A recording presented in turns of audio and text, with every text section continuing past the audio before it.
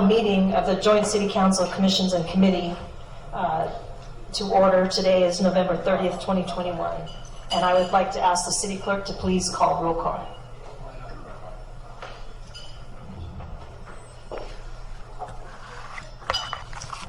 Okay, please say here when I call your name. Okay, from the City Council, Mayor Ward. Present. Mayor Pro Tem Gene James. Here. Councilmember Chris Duncan. Here. Councilmember Laura Ferguson. Absent. Councilmember Noblock. Here. From the Planning Commission, M. Stephen Camp. Here.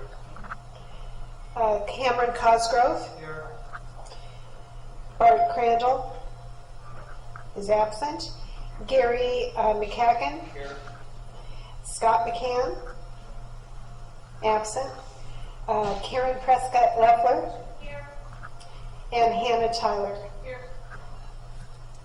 From the Investment Advisory Committee, Ryan Bork. Here.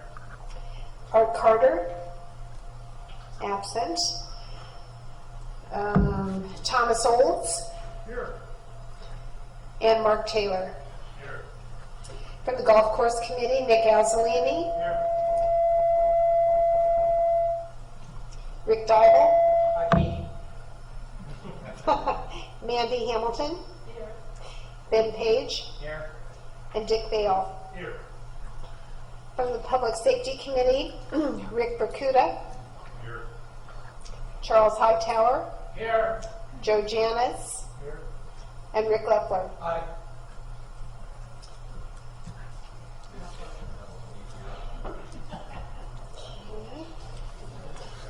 Let's see. And also Captain Ben Field, I saw him. Chief Rob Capobianco. Here. And Captain Malott. Absent. Okay. From the Beaches, Parks and Recreation Commission, John Bandrick. Here. Ben Benyamoff. Absent. Jorian Campo Piano. Here. Rob Firestein. Here. Vincent Hennessy. Absent. Terry Russo. Here. Aaron Washington. Here. And from the Human Affairs Committee, Michelle Brooks. Here. Nina Dreyer. Here. Lisa Adone. Here. Sherry Grace. Here. William Krutinger. Here. Thomas Olds. Here. Rosemary Salas. Thank you.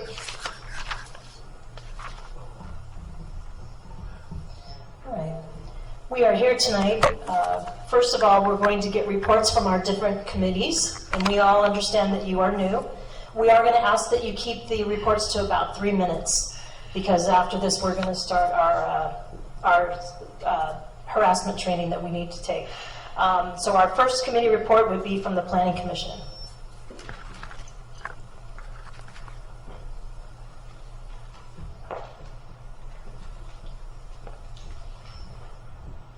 I'm Hannah Tyler. I am the Vice Chair of the Planning Commission. I'm sitting in because our chair could not be here tonight.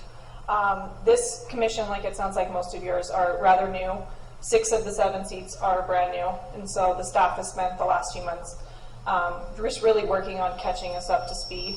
And so we've had the opportunity to get study sessions on a lot of the long-range planning documents, whether that be the coastal plan or the housing element and things like that. And so, the Commission's been asking some really good questions about those documents and helping to shape those.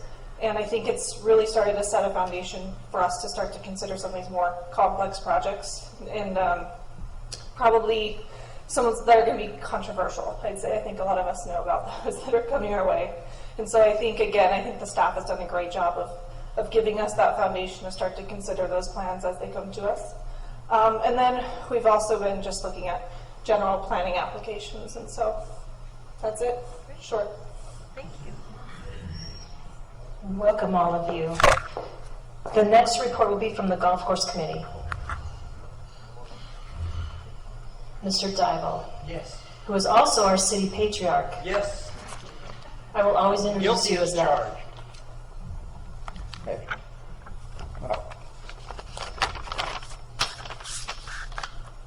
probably rip through this because I want to get to the harassment training. I want to welcome everybody to our house. I hope you had a great dinner. I've been talking to Eddie, the new manager here, and he wanted to do a little showing off. You know, Wedgwood actually holds over 130 weddings here and the receptions, so there's a lot going on here. I want to introduce the rest, because Kathy already introduced me, of our commission members, Nick Azzolini, Dick Vale, and we got two new ones, Mandy Hamilton and Ben Page, and I know they're doing a great job already. Well, our job is to act as an advisory board to the City Council in matters concerning the golf course. But golf courses don't run just on their own. We're fortunate to have very capable Superintendent Jordan Gilmore and his crew who do a remarkable job of keeping the course in excellent shape for nearly 90,000 rounds a year. Dave Cook and Vinny Poncino and their staff of PGA professionals do a fantastic job of getting players out on the course even under the busiest of conditions and with limited starting times available. San Clemente Muni was built in 1928 as a 9-hole layout and was deeded over to the city by Ole Hansen for all of us to enjoy. We've come a long way since those 50-cent green fee days. It was only a quarter when I was in high school, but that's because we were on the golf team. But it still remains one of the best deals in Orange County. Just to bring you up to speed on our recent current projects, we completed a new set of forward tees last year, the silver, to allow beginners and juniors to enjoy the game. We've redone a number of the tees to level them out, resurfaced most of the cart paths. Currently, we have an extensive tree program designed to save and replace trees as they age or are lost in storms. We want to replace our current practice putting green right out here as the funds allow. And we're working to improve the sand traps, and we've implemented a Marshall program to help with the speed of play. That's about the size of it. Oh, you're just happy because I'm done. Okay, the next one is the Investment Advisory Committee.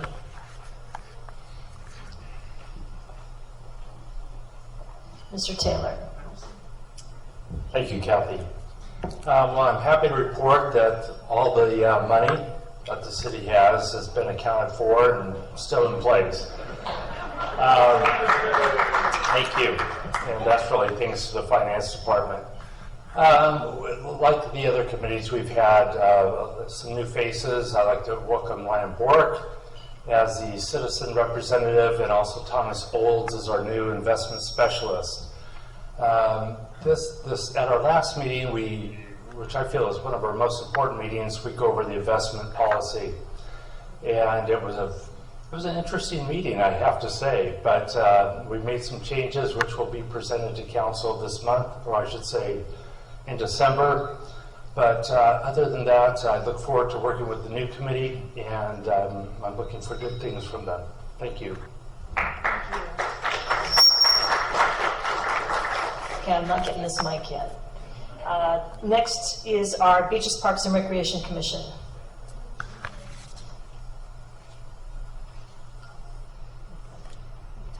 Just hold it in front. You can. All right, good evening, everybody. I'm Terry Russo. I'm the co-tem for the Beaches, Park, and Recreation right now. And we have an exciting work plan. We love it. We're having fun. Half of the work plan is based on the Parks and Recreation side of the house. And then the other half of our plan is based on the, as most of you know, the Coastal Advisory Commission got rolled into Beaches, Parks, and Recreation as of August. So we're working on drafting a 5 parks improvement plan. We've done a lot of work on that. We've had a first draft presented. We've had 5 different public feedback sessions in the different parks that are on the plan. And that's San Gorgonia, San Luis Rey, Linda Lane, Bonita Canyon, and Richard Steed. So a lot of exciting things to come. On the oceans and beaches side of the house, which would be the Coastal Commission side of things, working on really just following through on the beach refurbishment plan that's going through with the Army Corps of Engineers, and doing some additional things that doesn't cost the city any money. Like we've got a suggestion for a 2-person committee to really research what other coastal stakeholders, both nonprofit and other cities, are doing in Southern California that are facing the same problems that San Clemente is right now. We lose our beaches, we are likely to lose quite a bit of money that comes in here from tourism and surfing and whatnot. So we've spent a lot of time going to different places that have been doing things ahead of us to see what's working, what's not, and we plan on presenting to the City Council maybe every semester, possibly every quarter, just as a kind of an educational update. Hey, Encinitas is doing this and it's working. Oceanside did this and it was a waste of money, that kind of thing. So we can just, look at some options to help augment what we're already, hoping is coming.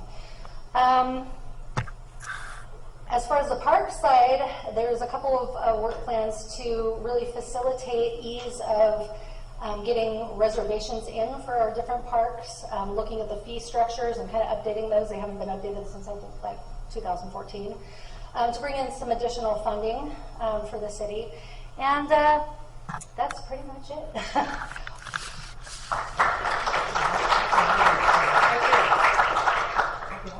Okay, I did not forget Human Affairs Committee.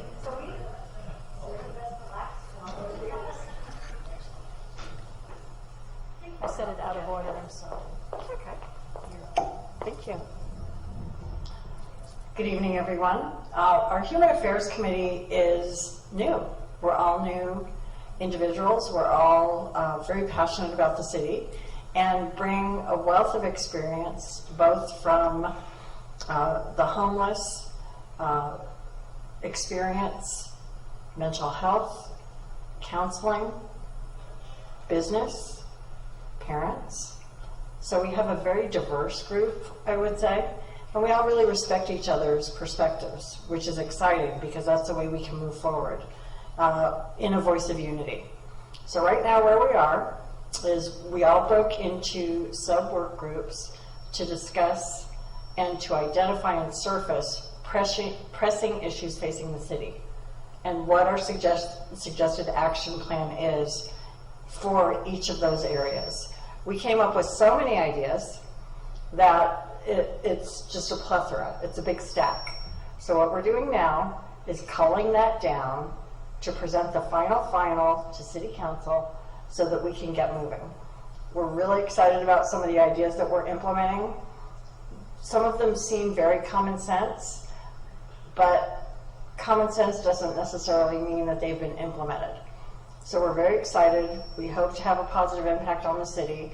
And I have to thank all of my co-committee members for their passion, their enthusiasm, their excitement, and all of the hard work you've put in so far. And it's only just begun because we're going to get cooking on the work plan after we present to City Council in December and make some good things happen. Thank you. All right, and our last committee is the Public Safety Committee. Oh, I'm sorry to run out of time.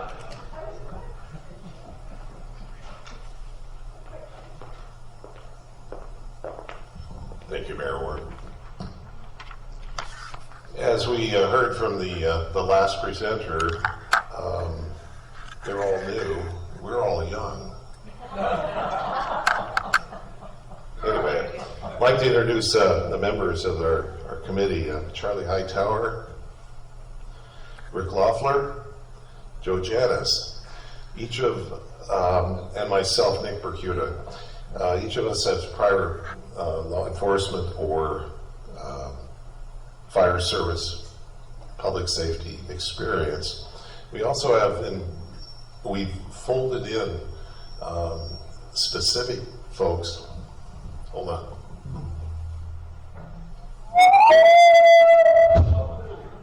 That should take care of it. Yeah. Take care of my ears, so. We also have members that we've folded into our committee. Chief of Police Services, Captain Tony Benfield. Say hello. Yeah. Chief of Fire Services, Division Chief Rod Capabianco. Chief of our Marine Safety, Captain Ron Malott. And to round it all off, our committee, our staff support committee is Deputy Community Development Director Adam Patinian. Good, really good. Our approved Public Safety Committee work plans involve vital communications and disaster preparedness for the city, homelessness in relationship to best practices for public safety personnel, legislative review, statistical information and review of public safety performance standards, development of a citywide neighborhood watch program, technology review, human trafficking, and e-bikes, issues with with traffic safety. That's a lot to do, but we're interested in these public safety areas. Thank you. Thank you. So that is the end of our committee updates. And Madam Clerk, the next item. Do you want to read it, or you want me to read it? Okay. The next item is workplace harassment and prevention training for supervisors and local agency officials. And Delwyn, I'm going to mess up your name. It's okay, you got the first one right. That's the hardest one. Delwyn Lampkin of the California Joint Powers Insurance Authority. Welcome. Thank you. We are all yours now. Awesome. Thank you for having me. All right. Well, thank you so much for having me this evening. Before we get started, let's first have a word from the California Joint Powers Insurance Authority, which is your insurance authority. I thoroughly enjoyed.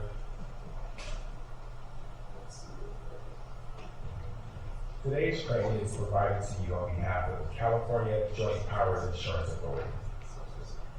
The main objective of every California JPIA program and service is to help reduce the cost of risk. The authority is your risk management organization with a proactive approach to providing free, at no additional cost, compliance and organizational growth training to all of its members. All California JPIA members share in the cost of the risk. The authority is a member-oriented organization, which is why you have an important say in the program and services.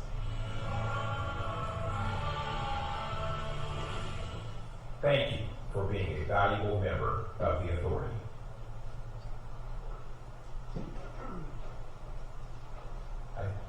And so before I even get into who I am, I don't actually work with the California Joint Powers Insurance Authority. I actually consult on behalf of California Joint Powers Insurance Authority. But before I talk a little bit more about myself, I always like to start every workplace harassment prevention training with what's more important, which is you.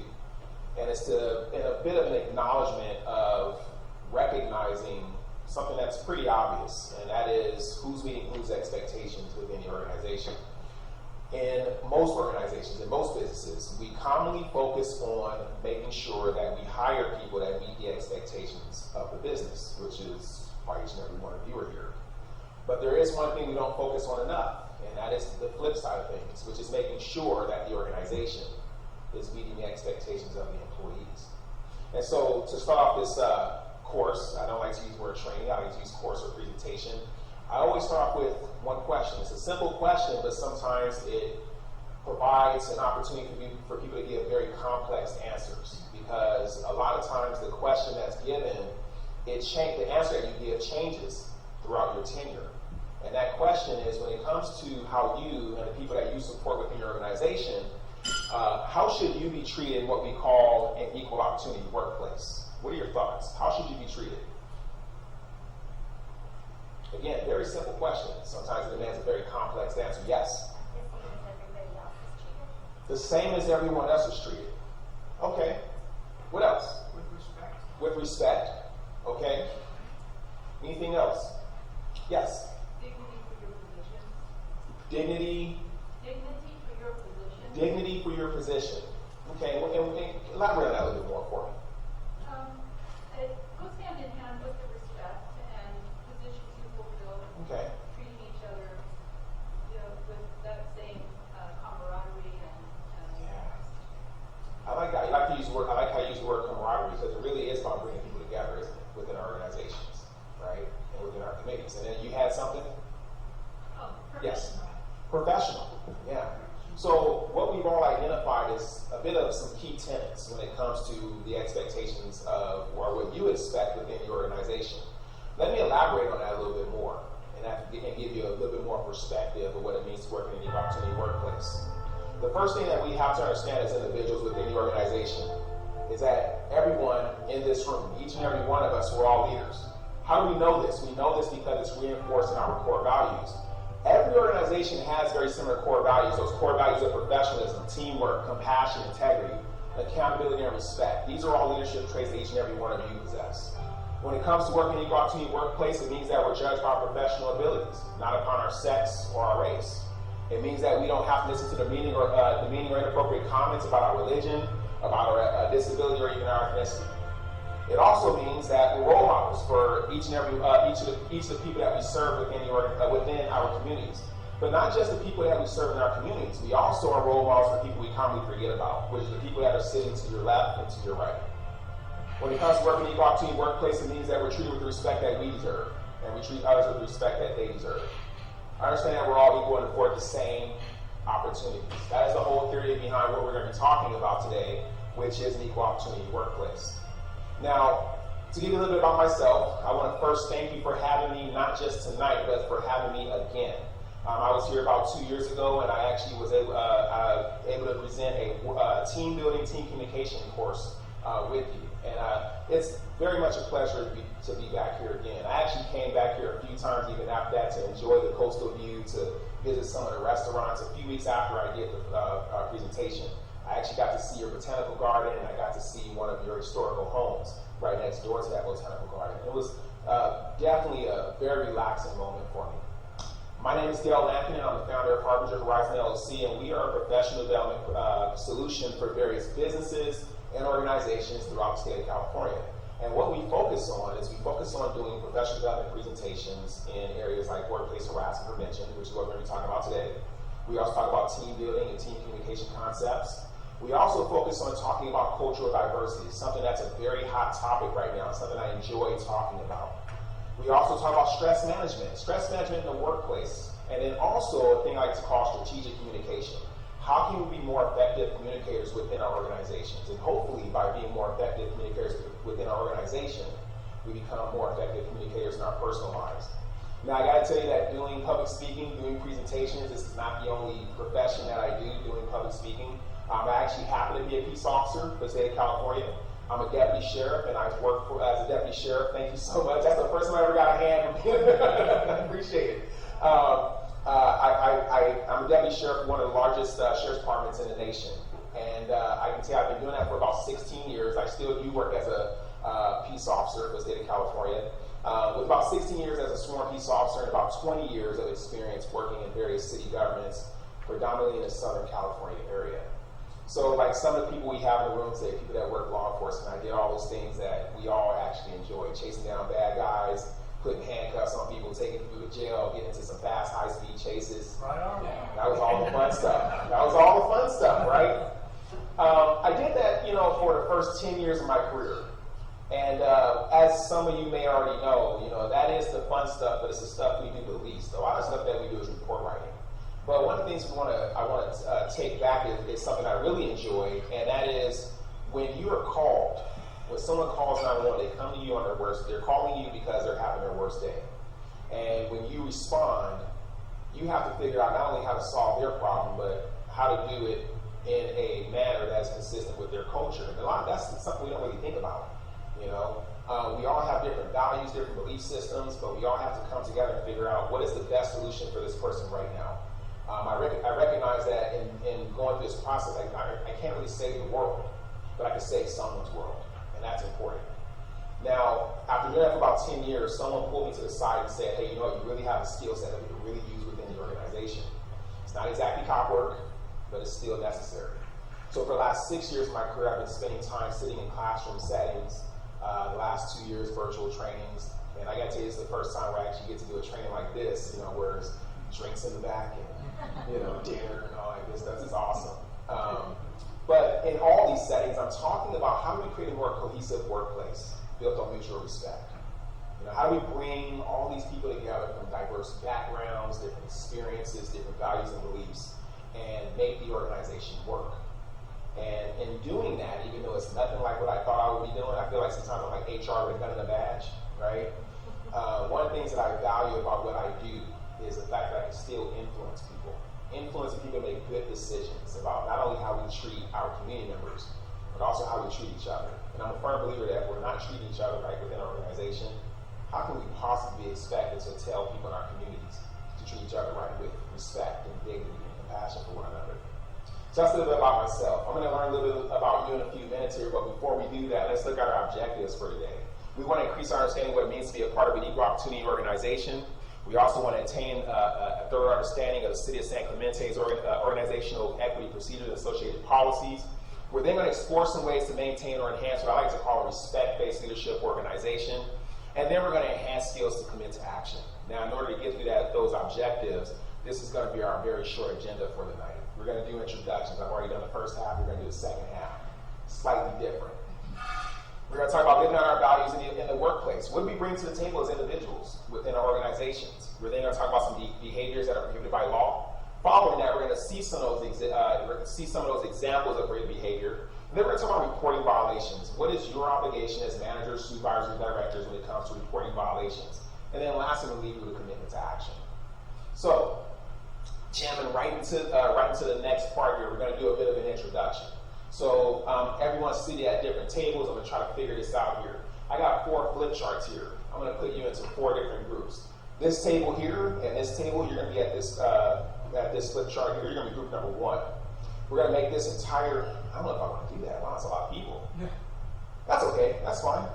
We're going to have this table here. You're going to be group number 2. I'm going to have you, and if you want to participate back there, no, you're like, I'm all good. I'm sitting back, I'm chilling.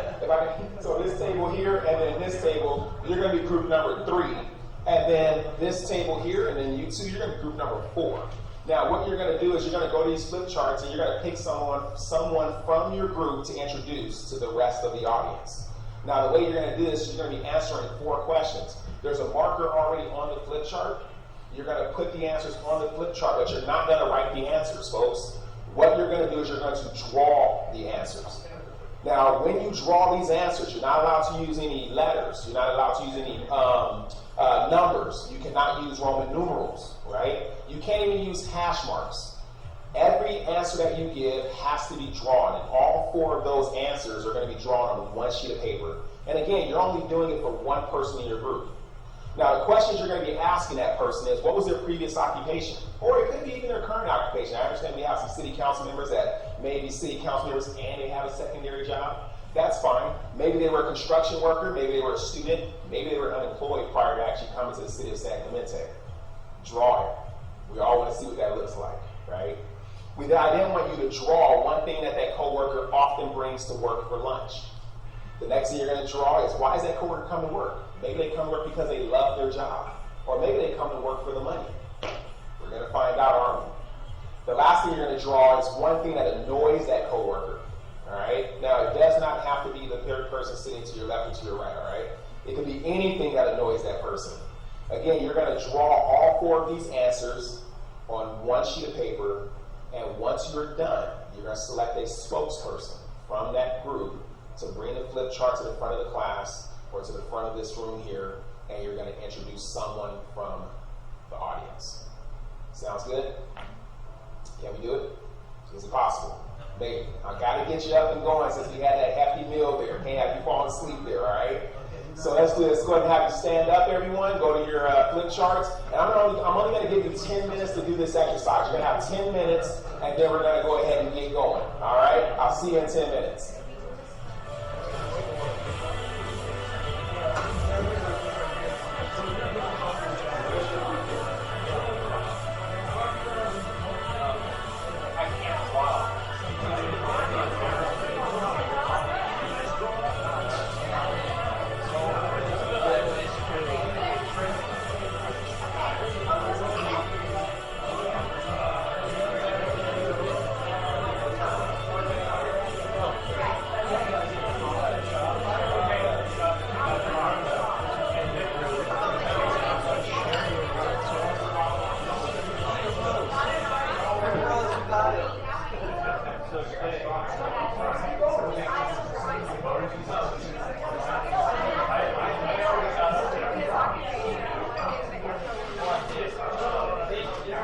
First, we'll pick one person to introduce to the rest of the class.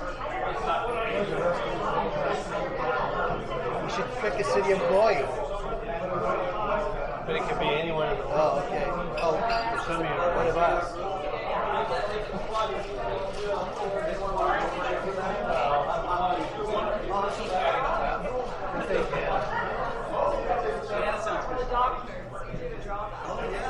Yeah, maybe.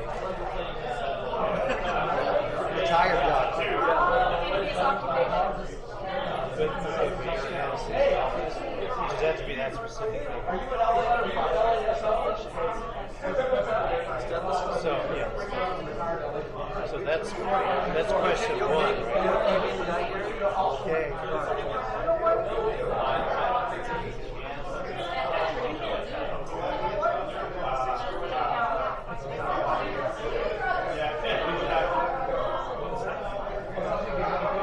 Does that look like stuff?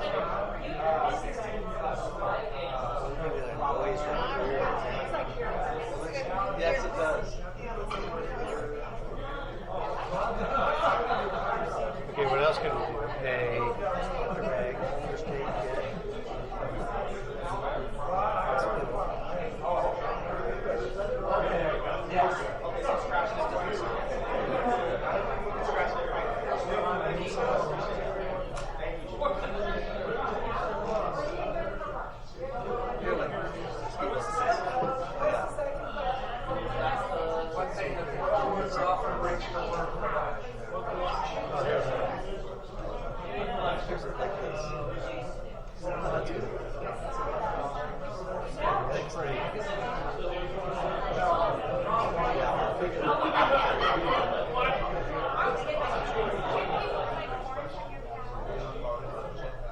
There we go.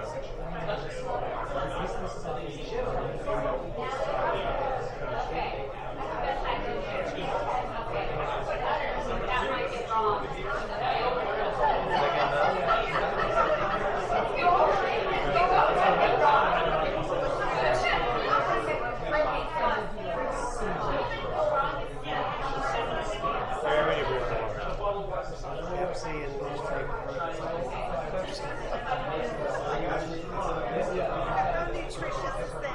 not good. Then you're a doctor, and that's what you're.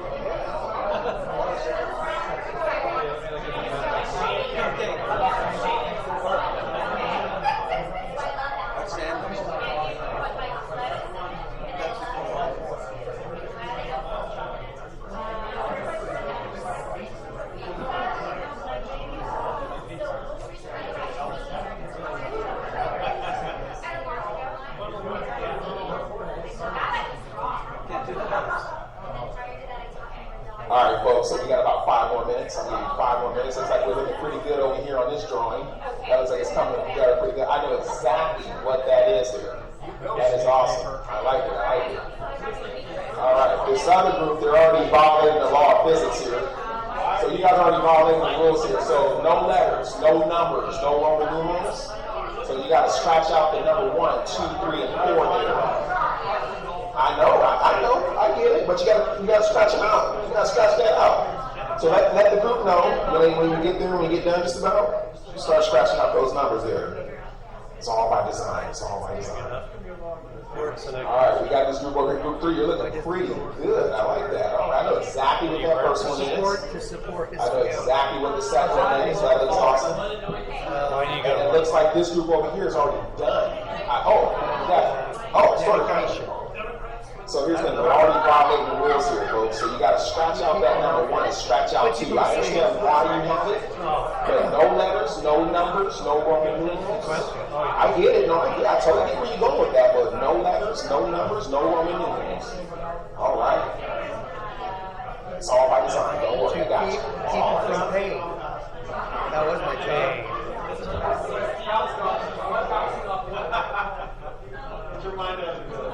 What about drawing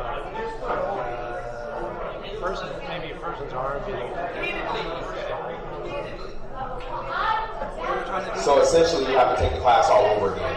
We're going to have to remediate you if you don't follow the instructions. How about person sleeping?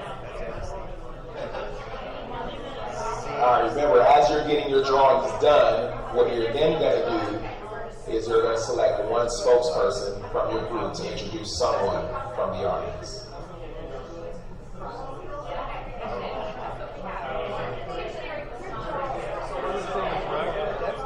Drugs.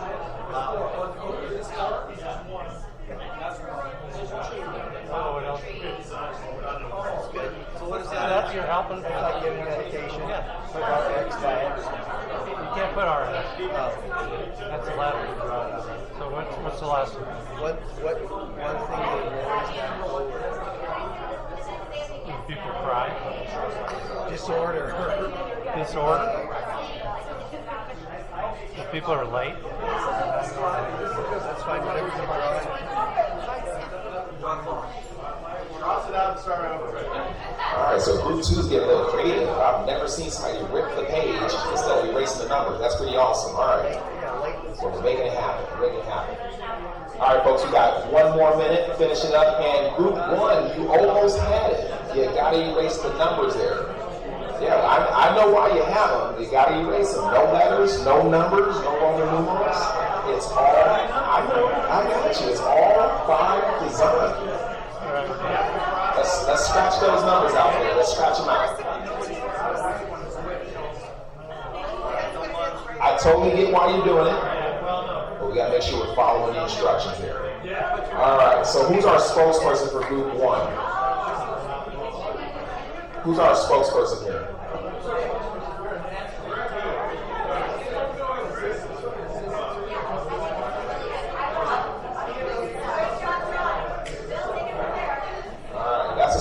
That's a smarter route. Okay, all right. So who's your spokesperson there? He said, now you're a spokesperson as well. Yeah. You were what we call voluntold. Oh, I got you. We got more instructions to go. Don't worry. I got you. Don't worry. I'm concerned too. Don't worry. Yes. Awesome. All right. So let's see. Who do we have back here for group number 2? You guys ready to go there? You're all set? You're going to select one spokesperson. All right, so you're the spokesperson, not the person that they're introducing, right? Awesome. Voluntold, you mean, right? Voluntold. All right, so you're going to bring this over to the front of the class here. Yep, the whole thing. And you're going to put it right in the middle there. All right. Group 3, how are we looking there? We're almost there. All right, so are you the spokesperson for 4? All right. Cool. We're going to go ahead and bring this on over here. Really? That might as well be, if you were selected. That's all right. We'll make it work. Nobody else want to step up? No? You like, I already did all the talking for the first part, now you get the second half. Then again, you probably played this before. Yes, you're going to just stand here. I got you. You're going to introduce someone from the audience here. All right, so all we're waiting for is group number 3. It looks like they're wow, I am loving the artwork there. Sure, why not? But there's like, what, 8 of you, 6 of you, 7? So somebody's carrying all the workload apparently. So who's our spokesperson? Who's going to be the person introducing someone? As a matter of fact, I'm going to bring these back a little bit.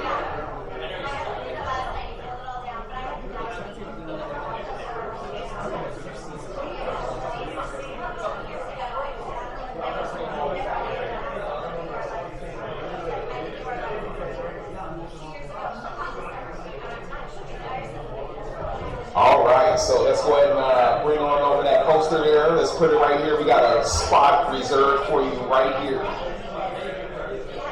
And if I can have all spokespersons go ahead and stand next to their flip chart there. If you can stand right next to your flip chart.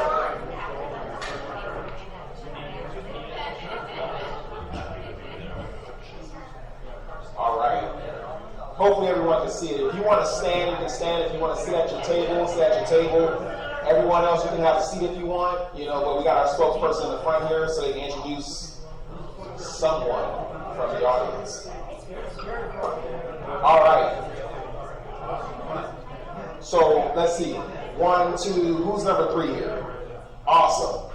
Okay, cool. So the instructions were that you were supposed to draw someone or draw answers about someone in your group, right? And I said that when you get done, you're select one spokesperson to introduce someone from the class. What I did not say was that you were going to introduce the person from your group. So the way it's going to work is I'm going to have you come over here to number 3.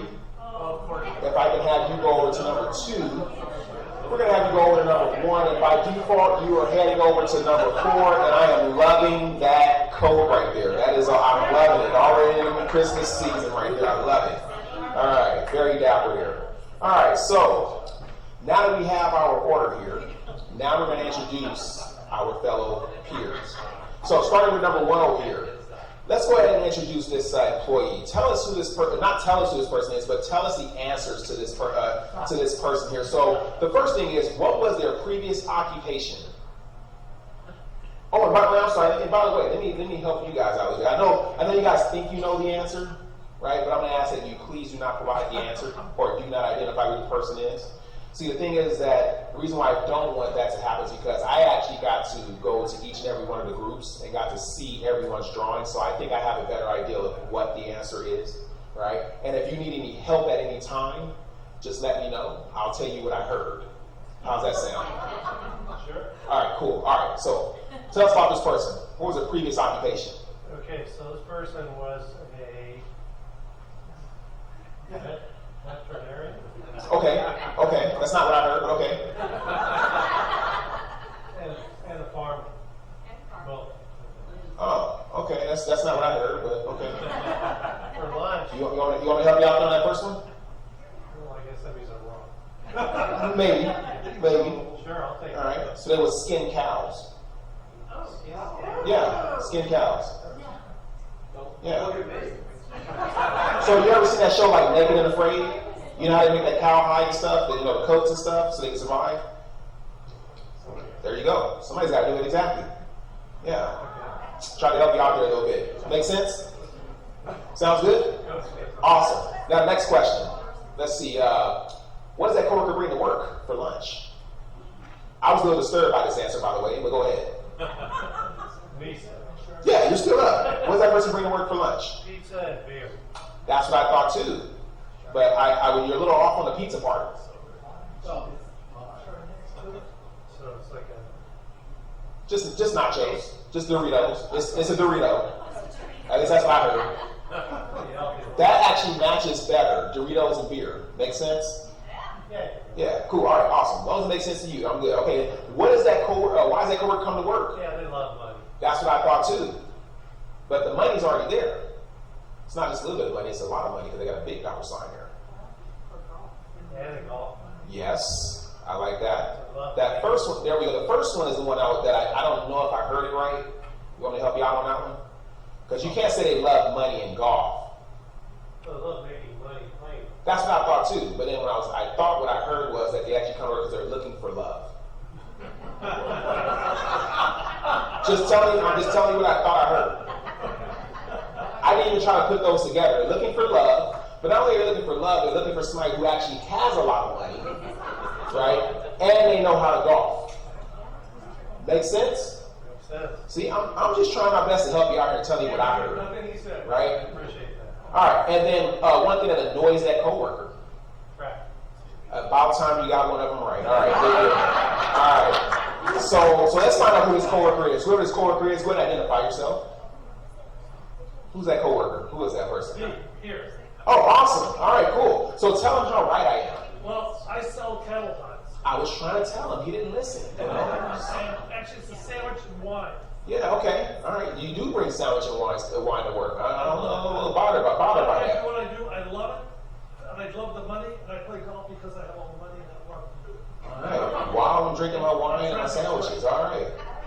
All right. Right? Give him a hand, folks. All right. Good try. All right. See, you got to listen to this guy here. See, somebody was over here yelling, don't listen to the word he said. And I was trying to tell you, the cowhide stuff, So, there's a little bit of credibility there, right? Yeah. So you're off the hook there. You can go ahead and have a seat. Now we're going to move over to our next co-worker here. Tell us about this co-worker. Let's see, what was their previous occupation? Clearly, this person was a teacher. I was thinking the same thing, but then I was like, okay, I really wasn't clear on that, and then I saw the bag, the handbag. Handbag, this? Yeah. That handbag? I believe that's some kind of paper that she's trying to instruct the class, looking at the board. That's a shopper right there with kids running through the mall. Makes sense? Yeah, exactly. Yeah, that's like the Nordstrom logo and all that good stuff. They couldn't write letters and numbers, so they just have to just do something there. Yeah, make sense? Yeah. Awesome. All right, cool. See, I'm just trying to make sense of all this stuff. And what is that? What do they bring to work for lunch? This is a chicken pizza. Okay. All right, not just any chicken pizza. It's not just any chicken pizza. Yeah. What is the only fast food chicken place that doesn't actually sell chicken? KFC. That's not real chicken, folks. I don't think that is it? Yeah, it's missing the head there. It's got like one beak or whatever that is. It's got one, I don't know what's going on there. But it's KFC. At least that's what I heard. What do you think? This is KFC? Yeah, KFC. Yeah. I don't think they sell pizza. Okay. All right. So what do you think? So what do you think? Yeah. It's a chicken pizza. And I can't convince you otherwise. No. All right, good deal. All right. Finally, somebody held their ground here. And why is that coworker come to work? They love their coworkers. Yes, but in the other sense that we were talking about earlier, right? They come to work looking for love too. See, we just made a love match here tonight, didn't we? Yeah. That was awesome. It makes complete sense, folks, because look, when we talk about, building relationships with people, what is the first thing we want to know about a person when we meet them? What do they do? Yeah, what do they do? Well, do you have a job, right? That's what we want to know, right? Right, yes, maybe. Yeah. So, of course, obviously, if you're at work and they're at work, yeah, we're good. We already solved that problem. And guess what? You end up hooking up with one another, you end up getting married, right? And then once you get married, everything goes sideways because you got to work with that person and go home the same day with them, right? And also you get a divorce. And then you got to go through the whole alimony thing, and you got to see the judge and all that stuff. And then what does the judge say? They say, look, you have this retirement plan, you have the same exact retirement plan, 50-50 down the line, done. Makes sense, right? I'm trying to make sense of all this. So it makes sense, right? Give it a whole narrative. I got it all figured out. So what do you think? Looking for love? Love? Matchmaking? Yep. All right, good deal. All right, and one thing that annoys that coworker. People who talk too much, especially when they recite the quadratic equation. Yeah. Yeah, I was trying to do that earlier, Yeah. Yeah. That's exactly what that is. I like the way you think. So let's find out who this coworker is. Who this coworker is, would identify yourself? Hi there. All right. Damn. So tell them how right I am. Not very. I tried. I was a math teacher, so you're right about that. I tried. I was trying to tell him that, but I was trying to tell him you were a math teacher. I was trying to tell him the whole time, and he was just like, yeah, you know what, that does make sense. It's a shopping We bag. had numbers and then we were numbers as well. So yeah, math teacher. Okay, all right. The second one was just a boring turkey wrap, like turkey and a Okay. You said so. Yeah, it was super close. I think it was closer than you. I was just telling you what I thought I heard. What else we got here? The third one was just straight love, like to spread love. Okay. And that's why I had an arrow through it, so that the kids feel love in their heart every day. That's what Okay. All right, I love that. And then the fourth one, the sound of people cheering. Oh, the smacking. Okay, all right, I like that. All right. We were both off on that one. Well, I thought we were both right on that one. All right, give them both a hand, folks. All right. So we're going to quickly move over to number 3 here. What's this one here? This one I was a little disturbed by as well. Well, Previous occupation. I was gonna say like a chemist or a physicist. That's what I was thinking. Like a street pharmacist, right? Like a drug dealer. Bill said No? they're cooking that. That's exactly. Thank you. All right. Good deal. What do you think? Same thing? It You can still be hired by the city. You never know. It could be like a Breaking Bad moment, right? Exactly. Yeah. All right. I'm going to say scientist. All right. Because everybody here's got A street scientist. Got it. Okay. And so that's what I heard. I'm just telling you what I heard. What about what they bring to work for lunch? I'm thinking that's a taco. Yeah, it looks pretty obvious there. That's a pretty good artist right there. Whoever drew this Yes. really did a good job. Yes. And then what they Why do they come to work? how do they come? Why do they come to work? Oh, they come to work because they love surfing and the beach. And Okay. All right. I think so. Maybe they work down by the beach. All right. Not looking for love by the beach? I'm all in this love thing, right? It is a heart-shaped sunset. I'm trying to hook people up at work, you know. It could be, but they're alone and there's nobody on the beach blanket. Not yet. Not yet. It's kind of a sad story. All right. So it's a sad story. We'll chop it up to that, right? And why is it? And one thing that annoys that coworker. Getting up to put out the trash or something. I don't know. We got a trash can and a clock, right? Yeah, like a dumpster fire. Yeah, having to get up to work. Having to get up to work so early in the morning. Yeah. Feeling like garbage. Didn't shower. Nothing. Just came to work. Sure. Makes sense. It makes perfect sense. Awesome. So let's find out who this person is. Whoever this person is, go ahead, identify yourself. Awesome. Hey, how you doing? All right. Tell them about your stinky coworkers. The ones that show up, no showering, just get up and just come to work super early. Yeah, no, you got most of everything right, so. Oh, what's this? Wasting time. Wasting Okay, that's excellent. I would have been excellent. You guys are smart. I like it. All right. So the first one is? First one is scientist. Awesome. Good, good, nice. What do you bring to work for lunch? Tacos? Sorry, I don't bring it, I go. Okay. All right. And I love the beach, I love surfing, and All right. Good deal. All right. Good one there, folks. All right. And last but not least, this is a very good artist. Looks like a lot of drug dealing going on there. All right. So tell us about this coworker of yours. Previous occupation. I'm expecting that they are or were a doctor. Okay. Yeah. I got nothing on that. That was a pretty good drawing there. Got nothing. They probably bring to work a Pepsi and maybe a newspaper. Super clear. I love it. You know, it's just a good artist right there. All right. Now this is where it gets a little difficult. Yeah. Why did they come to work? I'm looking at an arm and a needle. Turkey legs with something? That's what I thought. I was a little bothered by this one. You want me to tell you what I heard? Stabbing people in the back. That's why they love coming to work. Yeah, or an arm in this case, either way. Reviving a laying down. Shots in, I can see that as shots in an arm. Yeah. Okay. Makes more sense. Maybe they are, yeah. All right.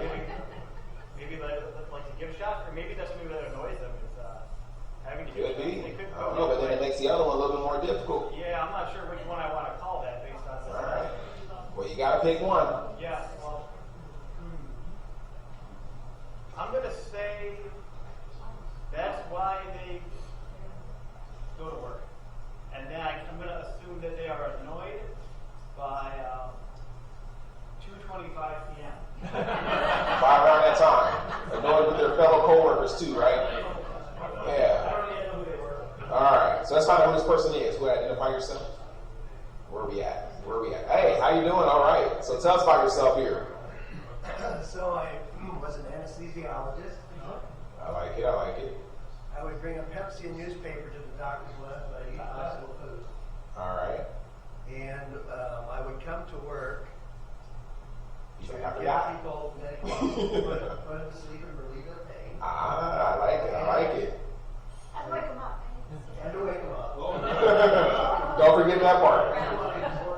And I don't like being late. All right. I like it. Give him a hand, folks. All right. You guys can have a seat whenever you're ready. Whenever you're ready. So let's talk about why we do this exercise, folks. And I want to thank each and every one of you for your participation in doing this exercise. The first thing we need to do is a bit of a recap. What I had you do is I had you break off into groups, and I had you take a moment to actually have a conversation with one another as fellow coworkers, as fellow peers. And in doing that, you had an opportunity to learn about your fellow coworkers. Most of this stuff, many of you already knew, but to some of you, it may have been fairly new. Now, we do this every single day in our workplaces when we're having conversations about different people in the organization. Some of the conversations that we're having about people are things that we know about them. Some of the conversations we're having with people are about people we know, about people we think we know, and then we have conversations about people that we really don't know. As you saw in this exercise here, we had a moment where we started introducing other coworkers of ours, and when we switched you up, you weren't too sure if you actually knew this person or not. You weren't too sure if this was the person you were thinking about. You weren't too sure if this was a person that, or which group this person actually belonged to. Look at those groups like divisions, right, or departments. At the end of the day, we're always having constant communication about people, whether it be about people we know or people we don't know. When we're having those conversations about people, what do we call that in the workplace? Regardless of whether that information that we're talking about is true or not true. Yeah, we're talking about gossip in the workplace. And that's essentially what we're identifying in this exercise. We're talking about gossip in the workplace. Now, in order to understand how gossip works, we first have to understand how we communicate as people in our organizations and just in society in general. Understand that when it comes to how we communicate, words are images. For many of you, you start to visualize the things that you're saying. In this particular case, we actually did that in our drawings. Those images create meaning.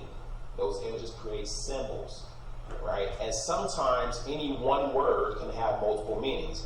An example of that is when we look at these different exercises. For example, when we were talking about someone, or the heart. When we're talking about the heart, right?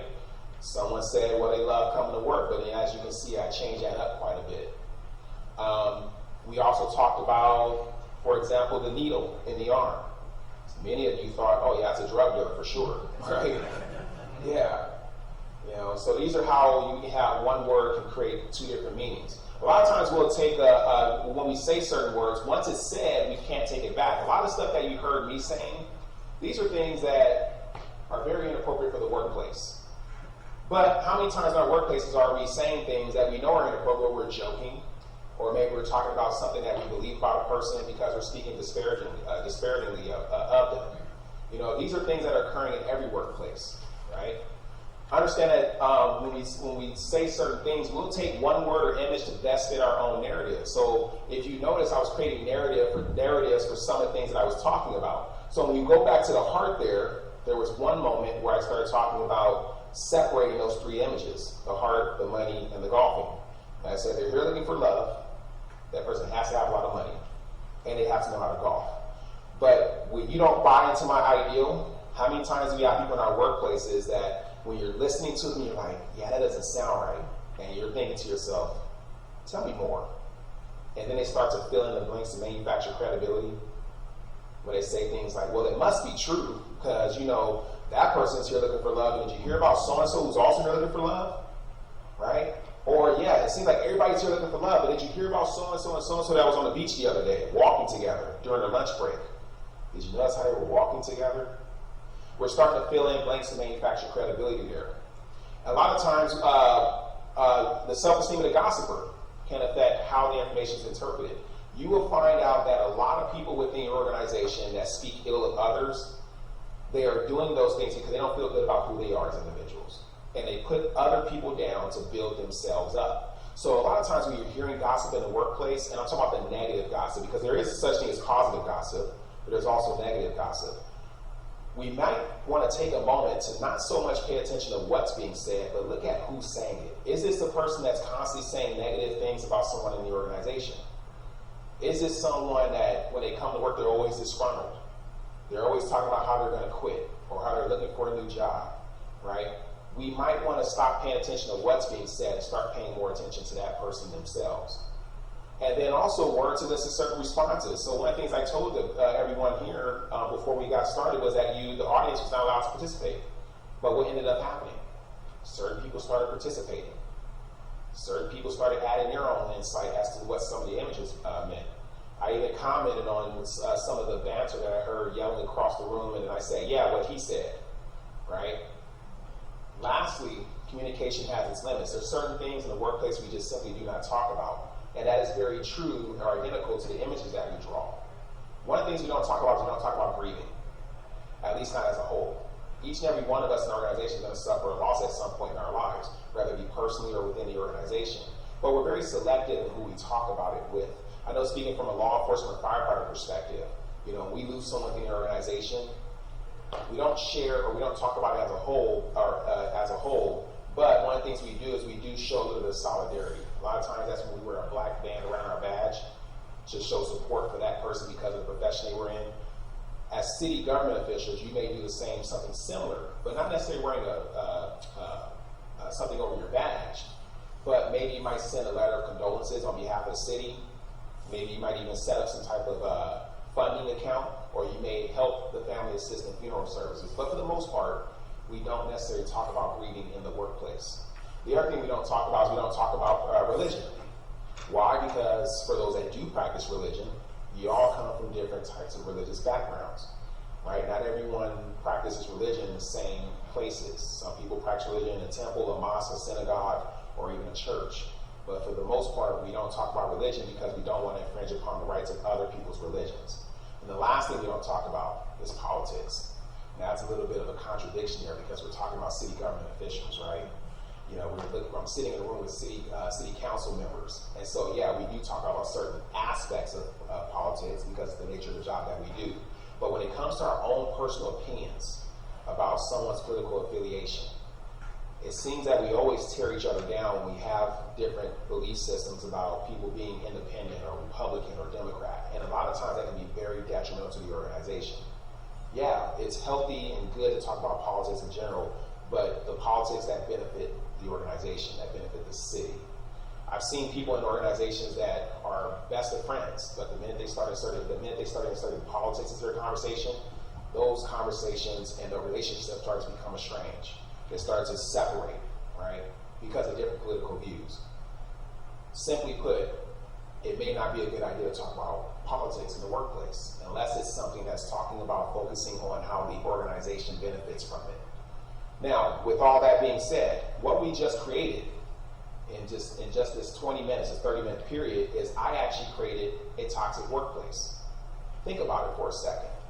As someone who is leading or instructing you, see me as someone as a supervisor, right, who is participating in this exercise, and I'm saying all these different disparaging things about each and every one of you, the four of you that we were drawing about. Some of you were shocked, some of you laughed, some of you were kind of taken back and said, I'm going to sit quiet on this one, where's he going with this? Think about how that applies in the organizations you work with. At what point do we tell a supervisor that, hey, what you just said is inappropriate, we shouldn't be doing that? But also look at how toxic the relationship got within the workplace, because while I was doing that, what do we have other people doing? Chiming in. People were actually actively participating. What we did in 30 minutes is what occurs in an organization in 1 year. This is how we start to create these toxic workplaces.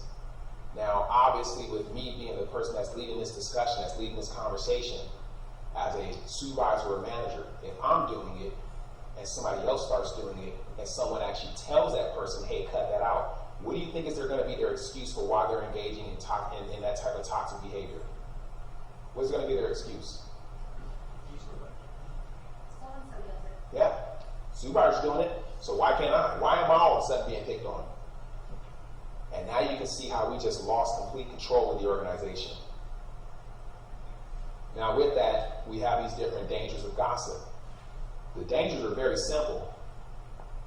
We have all these negative consequences, like an erosion of trust and morale. People don't trust each other in the workplace. People don't feel comfortable coming to work as a result of all this that's occurring. There's a loss of productivity and wasted time. Instead of getting work done, people are constantly just gossiping in the workplace. There's an increased anxiety amongst employees as rumors start to circulate without any actual knowledge of what's factual or not. Imagine coming to work every single day and you're trying to prove or disprove something that somebody said about you. It's like the media coming to you every 5 minutes. Hey, is it true that so-and-so said this about you or so-and-so said that about you? And if it's not true, you can tell me what it really is. You can trust me. Tell me everything. And of course, what does that person do? They go tell someone else, right? Divisiveness amongst employees, people take sides, right? And then we also have hurt feelings and reputations. Now, when we look at these two things, what we're seeing subcultures that start to form within the organization. We call them cliques, right? But essentially, they are these subcultures that where you have this group of employees who don't talk to this group of employees because of something that someone said. And now and usually these two groups, these two factions within the organizations generally aren't aligned with the organization's core values. And then we have attrition due to good employees leaving the company because of an unhealthy work environment. Each and every one of you are all supervisors, managers, or directors of some sort within this room here. So it's a very simple question to ask you. What is the number one reason why people leave one workplace and they go work somewhere else for another organization? What's the number one reason? Said harassment? Yep. Okay. Make more money? Underappreciated? All right. So the answer that I actually got from you is actually a bit surprising because I can tell you that Indeed did a study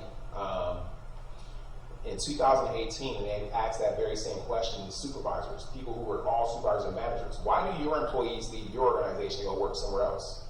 And 86% of supervisors said the same exact thing you said before you said the next thing, which is, that's easy, they all leave for more money. That's what they want you to think. Right? Only 12% of people actually leave their company and go to another company for more money. The mass majority of people leave because they don't feel that they're in a safe work environment. They don't feel appreciated. They don't feel valued. They feel as though they're being victims of abusive conduct or some type of harassment. Right? These are the real reasons why people leave. If you don't believe me, look at how some of your previous employees, and not just in this organization, but every organization, people who have left one organization, they go somewhere else, and look at how far they're driving. There are people who are willing to commute a longer period of time just to find happiness. When you really think of it, there are people that even take pay cuts just to have peace of mind. These are things I want you to consider when it comes to how we treat our subordinates within the organization, how we treat the people that we're supposed to be taking care of. Okay? Any questions about this exercise?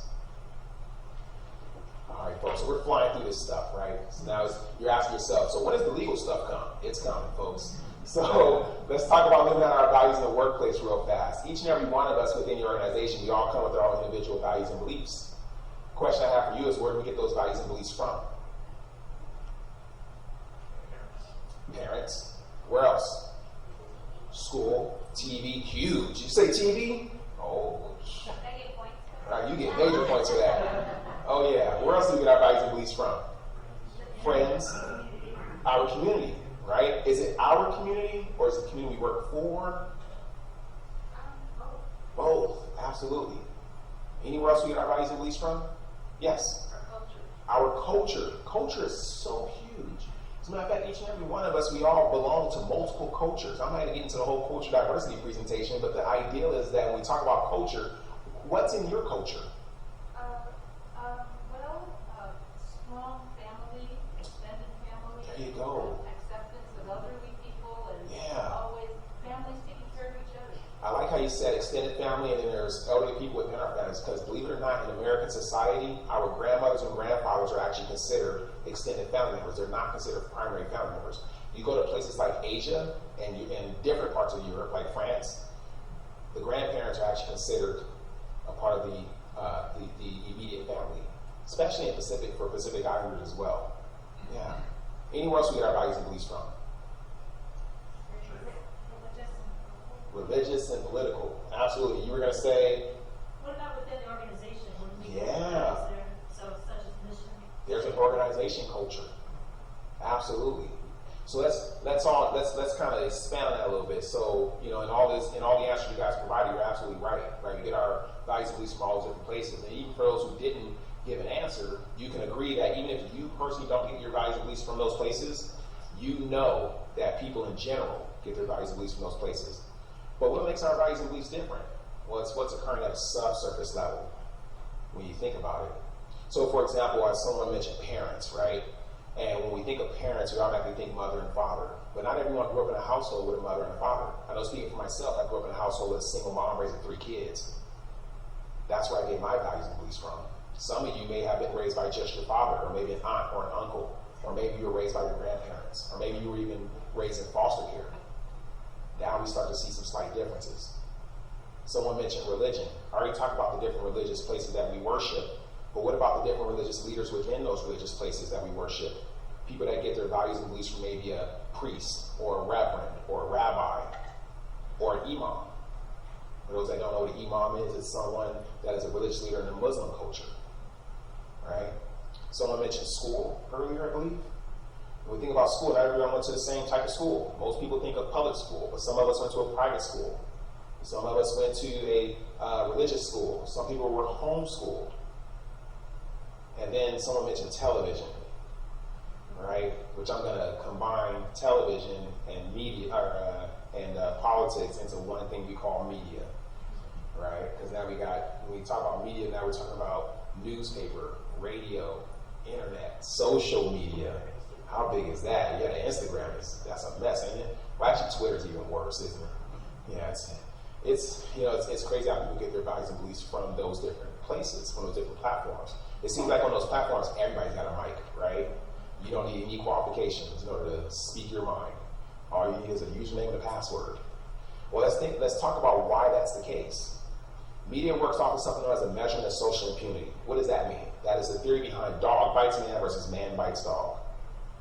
Raise your hand if you want to read a news story about a dog that bit a man. Anybody? Nobody. Didn't expect any hands. Maybe a couple, but for the most part, didn't expect any. And why? Because that's not something that's sensational. That's something that happens every single day. I'm pretty sure somewhere in San Clemente in the early morning hours while the mail person is delivering the mail, there's a chihuahua right there on the hill ready to nip him in the ankle, right? Nobody wants to talk about that because it happens every single day. Now, raise your hand if you want to read a news story about a man that bit a dog. Yeah, got a few hands that go up. Why? Because that is something that's sensational. That is something that does not happen every single day. Now, what does that have to do with the jobs that you do as committee members, as council people, right? Each and every one of us, we go and do it. We try our best to do an outstanding job every single day. We do it without failure thousands of times over, using our values and beliefs. But for the most part, no one wants to hear about that, right? Look at who we have sitting in the back today. Nobody. Right? Our residents aren't sitting back there. Why? Because you're doing your jobs right today. Now, what happens when we have what happens when we have things going wrong? What happens when we have incidents that are occurring within the city that are not identical to the organization's values, the organization's belief system? I can guarantee you that whole back row will be filled up. Why? Because that is something that's sensational. When we have employees who are harassing one another, discriminating against one another, displaying abusive conduct, that's when those seats are going to fill up, folks. Because that's the stuff that people want to hear. So what do we do as city representatives to mitigate that, taking a risk management approach? Well, the first thing we do is we provide some type of compensation, which is why I have those dollar signs in the middle there. Those dollar signs essentially represent you not only being paid for what you do, but also being paid for how you behave while you're doing what you do. Now, the way we're going to take a risk management approach to that is not only by providing compensation, but we're also going to tell you how you are expected to do things. And I say we, I'm talking about all of us in this room when it comes to how we are treating our subordinates. We're going to tell them how we want them to do things. We're going to implement different programs, policies, and procedures to do that. Now, how many of you actually know every single program, policy, and procedure is about how to do your job as a committee member? I know we got a lot of new people here, but is there anybody here that knows every single program, policy, and procedure there is to know about City of San Clemente? Nobody. Almost there, right? The reality is that no one actually knows every single program, policy, and procedure there is to know about how to do their job. And guess what? That's okay. And the reason why it's okay is because every organization always introduces one additional document. Some call it an ethos, some call it a mission statement, Many organizations call it core values. Just a couple of words, maybe even a couple of sentences, maybe even a couple of paragraphs that embodies the expectations of how we treat not just our constituents, but also how we treat each other in the workplace. And that's how that whole diamond comes together. We bring our own personal values and beliefs to the workplace. We bring the good ones, and we start to realize that our values and beliefs are actually identical to the organization's mission, to the organization's core values. All right, so everybody doing okay so far? You guys need a break? Another drink in the back? It's an open bar. We're all good. It's like kids on the playground at kindergarten. Got a little bit to eat, a little bit to drink, playing in the sand. Got some activities. We're all good. All right. So let's get into the meat and beans of this presentation here. The legal stuff, right? With a little bit of a different take on it. We're going to look at how your organization defines discrimination. Once we identify what discrimination is, we'll look at the different types of harassment. When we look at harassment, the one we most commonly think about is sexual harassment. But there's actually more than one kind of harassment that goes beyond sexual. There's also discriminatory harassment, third party, or what is also known as third person harassment, and then there's also discriminatory harassment. Then there's sexual harassment. And then we're going to lastly look at retaliation in the workplace. Now that's a little bit of, it's a bit small to read, but I'm going to give you an opportunity to get in on that and look at that as fast as you can. Actually, you know what? We're going to skip that because that was our break time here. So this is our definition here, discrimination in the workplace. So when we look at discrimination in the workplace, we look at it as a disparate adverse conduct by which an employee is treated differently or less favorably than another due to that person. And then we have a list of stuff there. That list of stuff that we're looking at is what is known as protected classes. Okay? I'm going to give you about 30 seconds or so to finish reading over that list. And at any point, feel free to raise your hand if you need any clarification about any of those protected classes that are up there. Can you guys see them okay? You want to move the boards a little bit more? All right.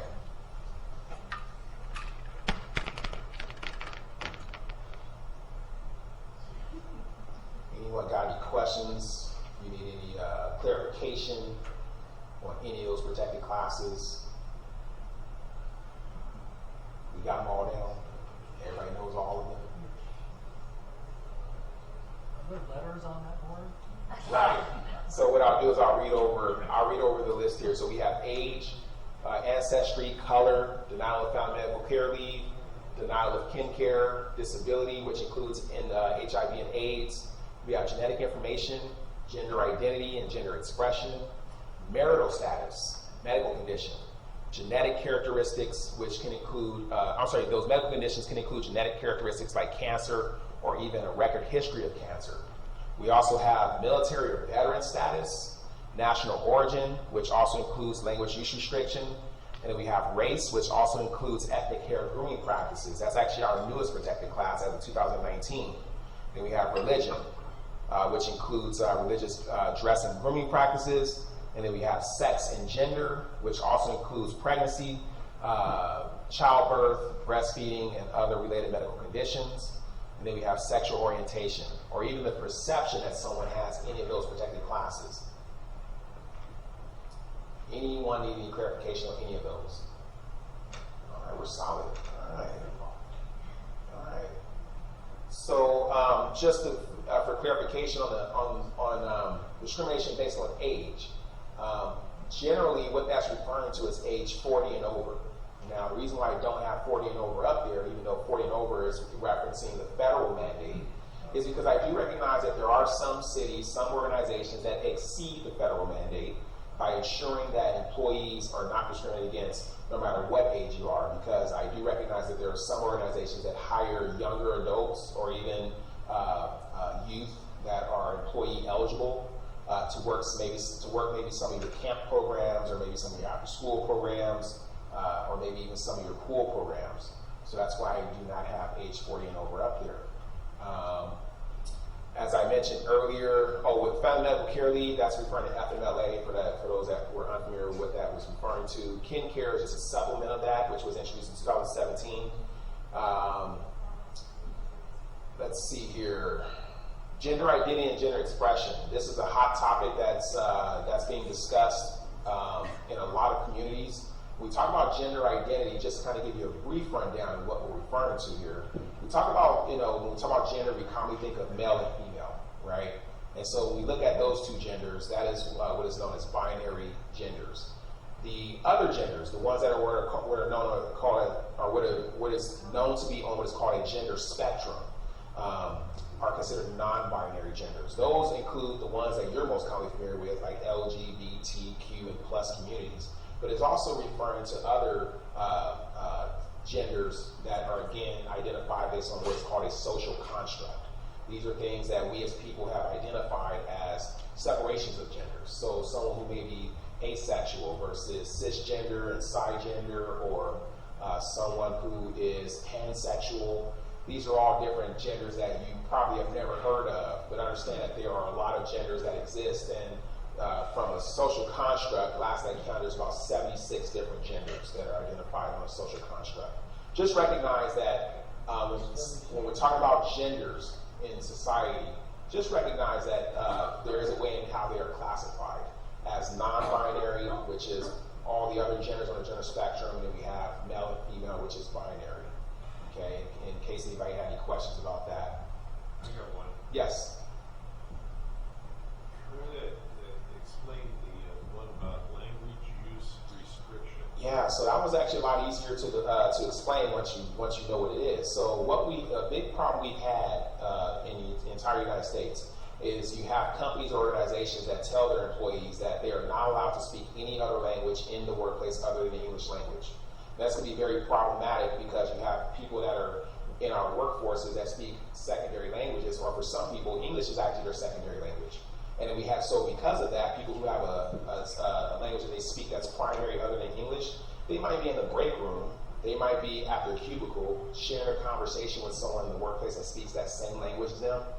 And then you have an employer that comes over and says, no, we don't speak that language here, we speak English. Because we all need to know what's going on. We all need to know what you guys are talking about, right?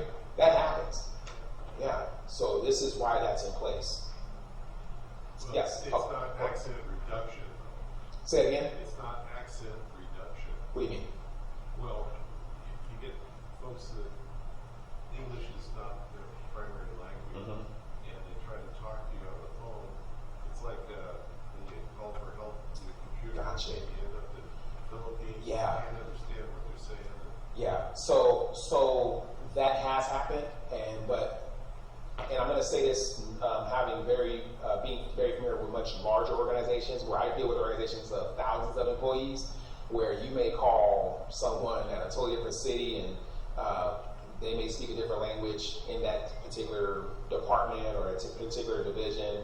To kind of give you an example, a real world example, someone who has a heavy accent, who may speak Korean, or some dialect of Korean, and there's been employees that have said, hey, I can't understand you. Listen on the phone that speaks English. They are speaking English, right? So maybe the delivery could have came off a little bit better, right? Is that discrimination? It wouldn't be discrimination. So, and this is Restricted discrimination? It's not restricted discrimination. So it's just the delivery in which they asked for someone who actually speaks a more clear language. So when you talk about the accident reduction, that's what I'm now understanding what you mean by that. Now, there is an exception to the rule, obviously, and that is when you are in the middle of conducting business, work-related business.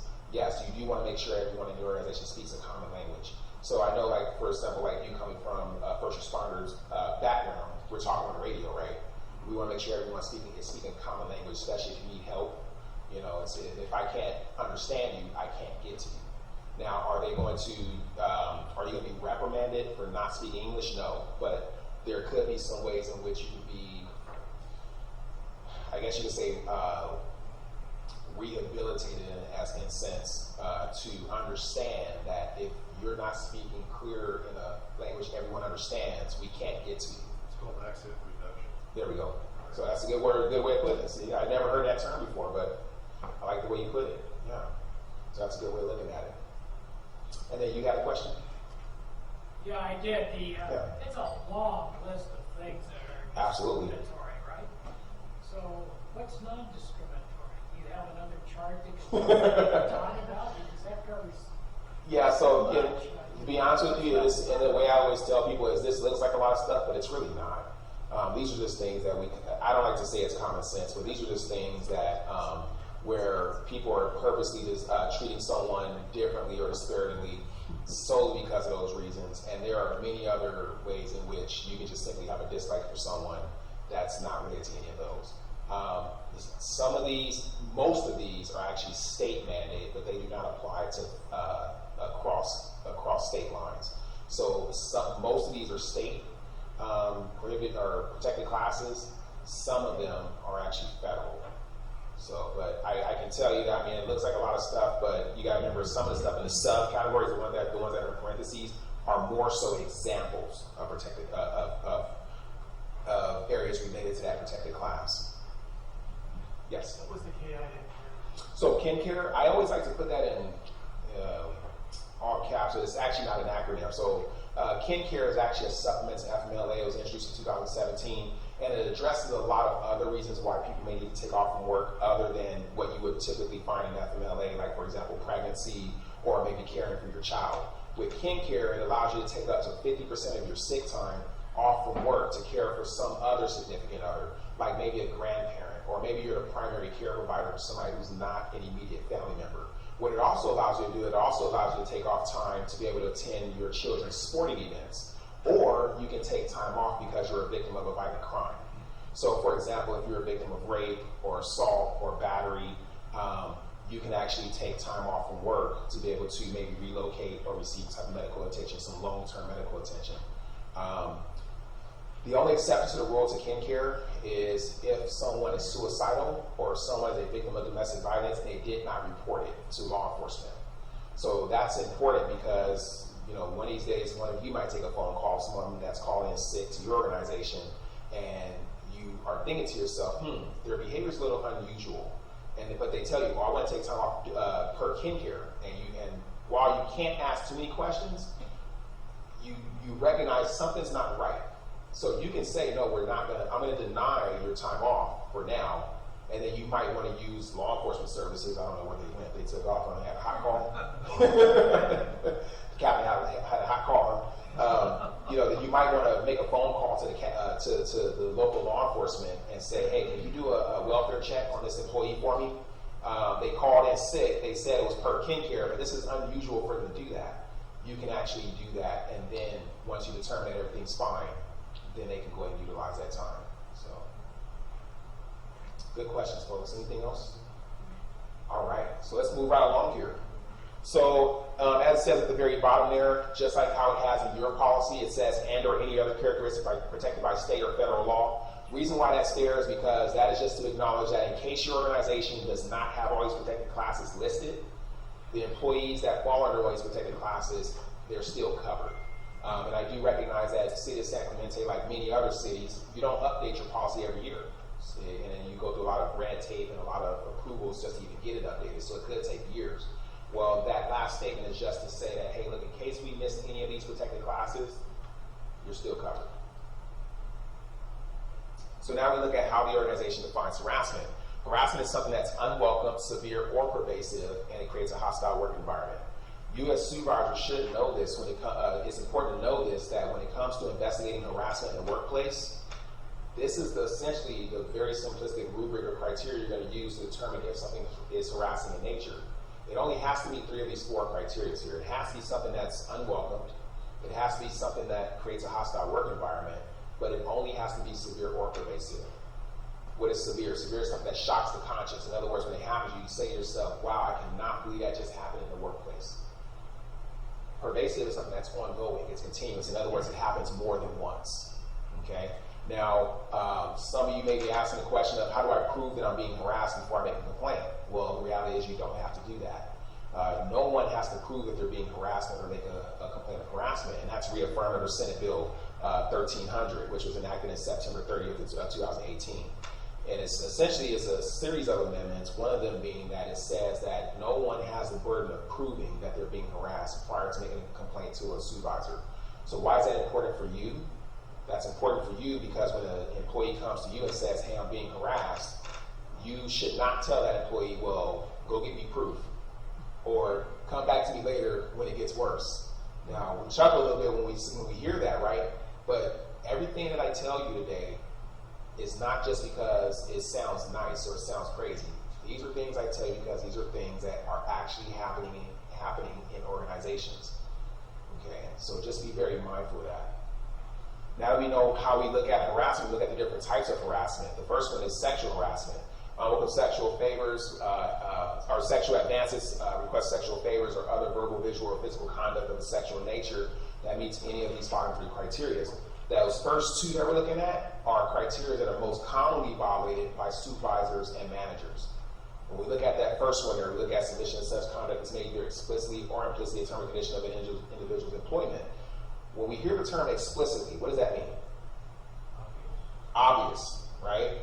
So that's like when you go over to an employee and what's your name again, sir? Nick? How you doing? Good, good. All right, hey, so I saw your application for that promotion you wanted. But if you really want that promotion, come out at 6:30, we're going to have sex.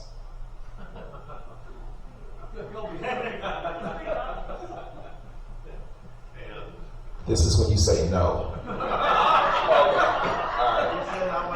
All right. Right. He's like, how much is the raise? That's all you do. Yeah. Oh my. Right. All right, Nick. We're gonna try this again later, okay? Let me ask you guys this: does everybody know what I want from Nick? Yeah. Pretty right. I just want to make sure everybody's on the same page here, okay? All right. That's explicit. What about implicit? When we hear something that's implicitly stated, what does that mean? Inferred, indirect, right? We know implies root word there. We're okay, all right. So as the six say, it's like subtle. Yeah. So what's your name? Hi Terry, how you doing? I saw your application too.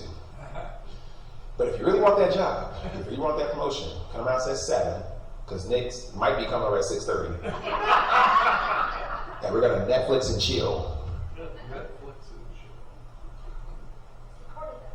She said, that's recorded then. Oh my God. Oh, that's a first. I will say that's a first. Let me ask you, you're supposed to say no. Okay, all right, cool. We're back on track here. Let me ask you guys this. Does everyone know what I want from her? You said sure, you say yeah. Anybody's like, what are you talking about? Netflix and chill.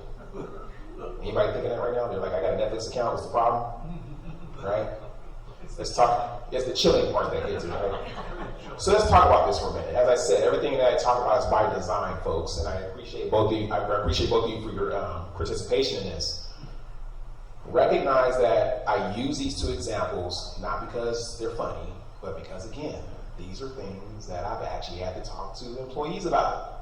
Right? Now, for those of you that don't know what Netflix and chill means, I first ask you to go home and talk to your kids and ask them.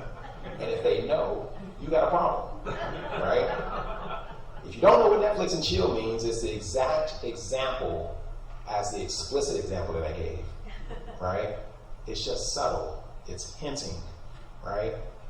Now, when I have talked to different employees who have made these comments, I get some crazy excuses. Surprisingly, they admit it, but it's the excuses I hear. Like, yeah, I said it, but I was just joking. Well, we don't joke about things that are sexually harassing in nature. Another comment I get is, yeah, I said it, but I didn't know what Netflix and chill meant. Well, we normally don't say things that we don't know what they mean. I've also heard, yeah, I said it, but nothing ever happened. Well, it still doesn't make it right, not only because it's stupid to even make that proposal as a supervisor or subordinate, but also because of our second criteria there. Submission to such conduct is, regardless of whether the person submits to or rejects the proposal, it still makes it unlawful, right? So you're still not getting out of it. Now, that third criteria there is pretty much when anyone in your organization is engaging in some type of sexually harassing behavior. Doesn't matter whether they're a supervisor, sexually harassing a subordinate, or subordinate even sexually harassing a supervisor, or any of the other mixes. It still makes it unlawful, and not only that, such conduct has a purpose or effect of unreasonably interfering with an individual's employment or creating an intimidating, hostile, offensive, or abusive work environment. Now, that last criteria is not just important for that definition, but it's also important for our next definition, which don't even worry about reading it because I'm going to help you out here. What you're seeing here is how we define discriminatory harassment. This is harassment that takes place in the workplace that's related to all the other protected classes other than sex and gender. And the reason why sex and gender is not covered under this definition is because it's covered under sexual harassment. Now, you do see different actions related to sex and gender. However, this does not pertain to solely harass someone solely based on sex or gender. And as I said earlier, when it comes to that third criteria, this too has the purpose or effect of unreasonably interfering with an individual's work performance or creating an intimidating, hostile, or offensive or abusive work environment. So then we look at our next definition here, third person and third party harassment. This is essentially when you have one or more employees that are in the workplace and they say something inappropriate or related to one of the protected classes, or they are engaging in some type of inappropriate behavior related to one of the protected classes. I say one or more employees because, yeah, you can have an employee that comes to the workplace and maybe they might put a provocative magazine on their desk and another employee walks by and sees it. Or maybe you have an employee that maybe has a social media account and they post something disparagingly about someone's protected class. And another employee within the same organization sees that posting on social media. That's going to be a problem, folks, and we're going to dive a little more into that towards the end of this. Now, what do we most commonly see? We see two or more employees who are engaging in inappropriate behavior. And when those two employees are engaging in inappropriate behavior, they're saying disparaging things, they're making jokes or comments about someone's disability or ethnicity. And when this is occurring, again, these are conversations I've had with employees asking, why would you do that? Why are you having these conversations? You know, and then of course, another employee overhears or oversees it. And the excuses I commonly hear is, yeah, we said it, but we weren't talking about the person that heard it and reported it. It doesn't matter. I've also heard, yeah, we said it, but when we said it, we didn't know that the other person was there. It doesn't matter. I've also heard, yeah, we said it, but the person that heard it and reported it had no business listening to our conversation. That was a conversation between me and another person. It doesn't matter. It's not the fact that you were caught that made it a violation. It's the fact that it was said in the workplace that made it a violation. So what does that mean? That means we have to be very mindful about how we're communicating with our peers within the organization, right? City council members, city committee members, everyone within the organization. And we want to serve as role models when it comes to that, folks.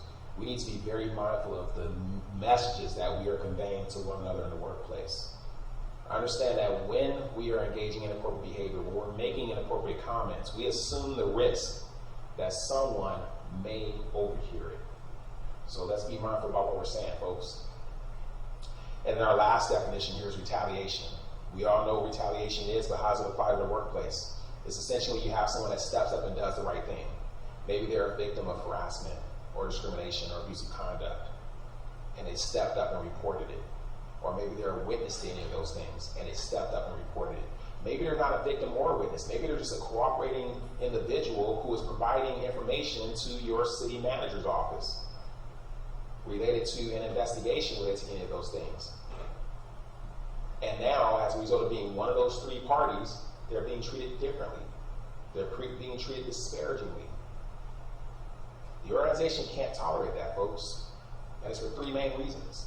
The first one is we want to make sure we create a work environment free of discrimination, free of harassment, free of retaliation, free of abusive conduct.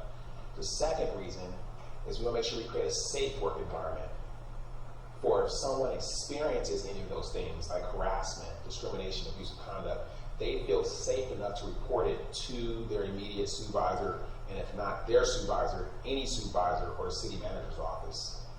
The third reason is we don't want to open up the organization to significant vulnerability, aka lawsuits. How does this happen, folks?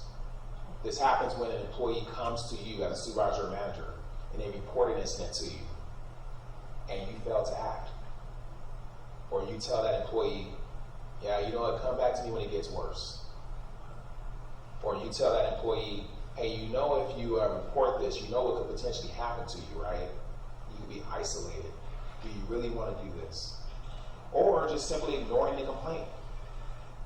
Essentially what you're conveying, the message that you're conveying to that employee is that whatever they experienced, the organization tolerates it. The organization condones that type of behavior. And essentially by conveying that type of message, now it is no longer the person who's engaging in that inappropriate conduct that's on the hook for the violation, but it's the entire organization. So what do we want to do as committee members? What do we want to do as city managers? What do we want to do as city council people? We want to make sure that when someone reports an incident, that we immediately take down all the information and report it to the city manager's office for follow-up. It is not up to us to determine whether or not it actually qualifies. It's not up to us, folks. We are mandated reporters. We simply forward the information and we allow the city manager's office do their job. We allow them to do the investigation if an investigation is even needed. These are just some examples of inappropriate behavior in the workplace. I have these in 3 different categories. We're not going to go through all of them because it's a very small text, but in that first category is we have verbal, visual, and written types of violations. We have sexually suggestive, racist, obscene comments or notes, whistling, cat calls, lewd comments. We have leering, ogling, or staring. Everybody knows what leering, ogling, or staring is, right? Ogling is like an old school word. That's why you started laughing, right? Yeah, I tried that one time. Where's my PD? We get a demonstration. Oh, of course, yeah. So we got like this employee that works at Orange County Sheriff's Dispatch, and as a matter of fact, that's her right there. That's her. Yeah. That's what I was doing before I got here today. I had to go take a visit because I heard about her. And when I saw her, I was like, okay, all right. So, you know, I started looking at her, give a little bit of a whistling cackle. Oh, hey, how you doing? All right. Yeah. All right, I see you too. All right, give me that wink one more time. Well, let me see that wink. All right. That's what I'm talking about, yeah. So that's an example right there. You got it? You good? I'm good. You're all good. All right. See, perfect timing. Like, I didn't pay this guy to even do it. You know? And then we got, let's see, we got racially, ethnic, religious, disability-related sexual jokes or comments.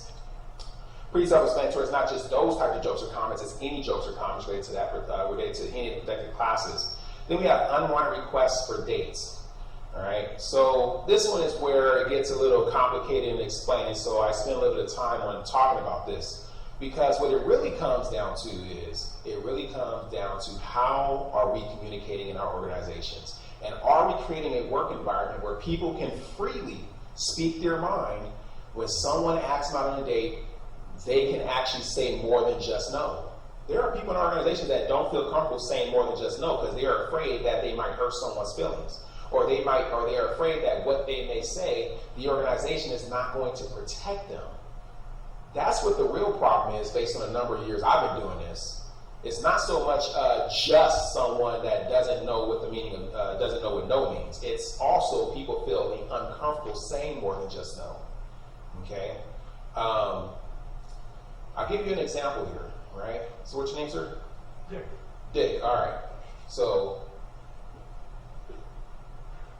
I know you want to say yes, but say no, okay? Dick, want to go on a date? No. All right, cool. He said right away, give it a little time, let it marinate a little bit, all right? Let me ask you guys this. Did I violate policy by asking out on a date? Am I good? You're all right. All right, cool. So I waited about 4 months, right? Because I know that the first time I asked him, he didn't know what he was missing out on, right? All right, so Dick, I know you want to say yes, but say no, all right? You gotta wait for me to ask the question first, all right? All right, still, right? All right, here we go. Want to go on a date? No. All right, so you let me have at least that time, all right. I waited 4 whole months. I asked him out on a date again, and he said no. Did I violate policy? No. Okay, we got a strong no there. Anybody say yes? All right, so we're solid still. All right, so, I waited another 6 months because, I know that the first 2 times I asked him on a date, he wasn't taking his medication. So, Dick, I know you want to say yes, but this time I want you to say no. Please stop asking. Okay? Dick, want to go on a date? Please say no, but please don't ask me. Okay, that's sufficient enough. I'm like, he's standing a little bit. He was more clear than what I asked, but you got to stick to the script. In the movies, you got to just read the script. But that was good. It was ad-libbing it. I like it. All right. So I asked him this 3rd time, and he said, no, please stop asking, or do not ask me again. Did I violate policy that time? Started to have a problem. Yeah, absolutely. Yeah. It looked like harassment, right? But we're talking about, I asked him 3 times in a 10-month period, right? So if I ask him a 4th time, am I violating policy? Yes. Absolutely I am, right? No, I mean, either way, we're co-workers, we're colleagues, so it becomes a problem, right? So if I ask him a fourth time, yeah, it's going to be a violation of policy, but it's a clear violation. It's a much more clear violation of policy because he was very clear in what he said. Now, there's a reason why I use the month analogy, because we look at things from a reasonable standard. The reality is people at work are going to date. Anytime you have an organization with hundreds of employees, somebody's bound to end up in a relationship with someone. As a matter of fact, there's a policy in place in certain organizations I'm familiar with where the first sentence says dating is inevitable, but then they follow up by talking about the detriments of dating, right? We recognize that there's not one organization that prohibits dating in the workplace. However, there are organizations, even your own, that prohibits dating under certain conditions.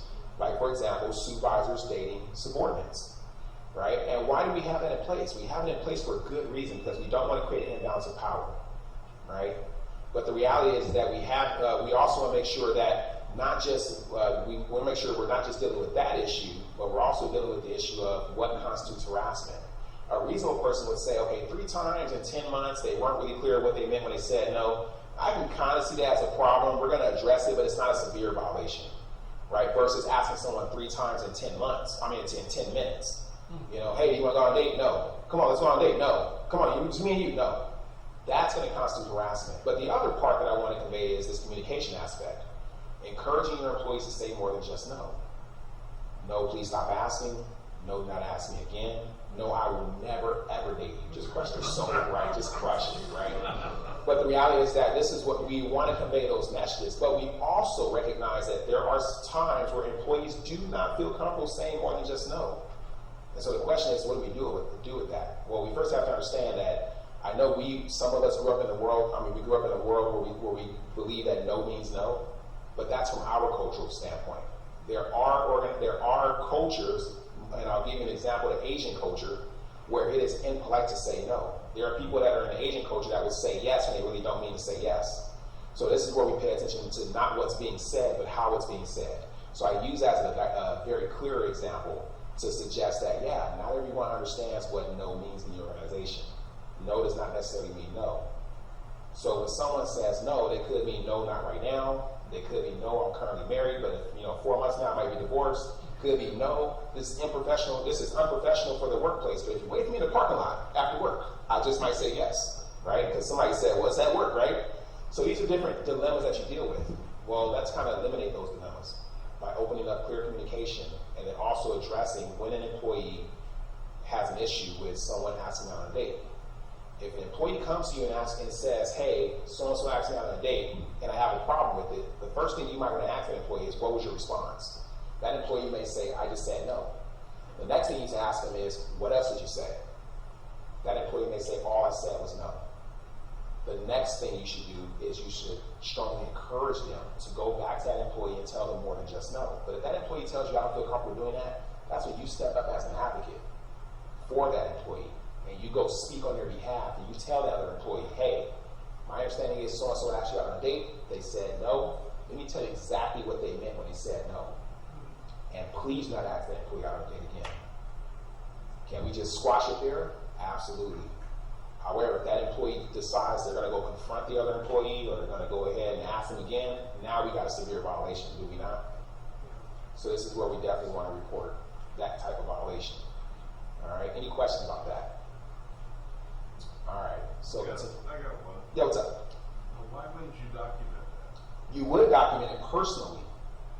Now, you might want to give HR a heads up, or your city manager office a heads up. Hey, so-and-so came to me reporting this issue. I'm just letting you know in advance in case something ever further happens. I did take note of it. I have an email that I sent, or maybe I have something in my notepad that I wrote down. But the reality is that we don't want to create an environment where people are just like, I'm never going to ask anybody on a date because I'm going to end up getting fired. Does that make sense? Well, except that when you start accumulating these things of your own, yeah, and they're going to say, well, if it wasn't acknowledged initially, it never happened. But that's when you document again. So and I'm not talking about you asking multiple times. You're asking once, like an employee asking another employee on a date one time, and that employee said no, right? But they wanted to say more than just no, right? And they didn't report it to you. That other employee that heard no, they just asked one time a person on a date. So do we crucify them? Do we fire them? Do we discipline them? So what you end up doing is the second time, as you recall, we talked about it. Oh, no, the second time? No, yeah, that's what I'm talking about. Yeah, the second time, yeah, we got a problem. Yeah, that's what I meant by when I said, yeah, we got a problem, and that's when it goes to, now we go through the formal complaint process. Does that make sense? Yeah, that's what I meant when I said if this employee decides to go and confront them or ask about it again, we got a serious problem here. Yeah. All right, so how am I looking on time here? All right, trying to wrap this thing up, isn't it? All right. So, finishing up our list here, we have lewd posters, cartoons, magazines, and then in category 2 we have violating space, then we have patting, grabbing, or pinching, and then we have brushing against the body accidentally, then we got inappropriate hugging. I don't want anybody to get the idea that hugging is totally inappropriate for the workplace. We, especially coming out of this pandemic, we forgot what it was like to actually have personal one-on-one contact, or not one-on-one, but just in-person contact with one another. I like to put hugging in 3 different categories. There's inappropriate hugging, which is like horse-playing, sexual in nature, and then we have appropriate hugs that are professional, right? Hugs that essentially for those that work as first responders, or you have jobs that are related to like engineering or public safety, or where you're dealing with public works, you're going to have things that occur in your workplace that are very traumatic, and some employees don't know how to cope with that.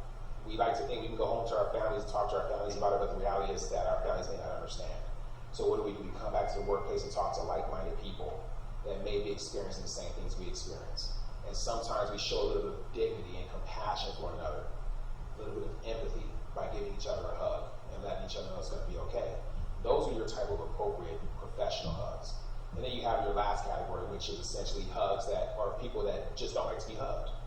You know, they don't like to be touched, and we have to recognize that.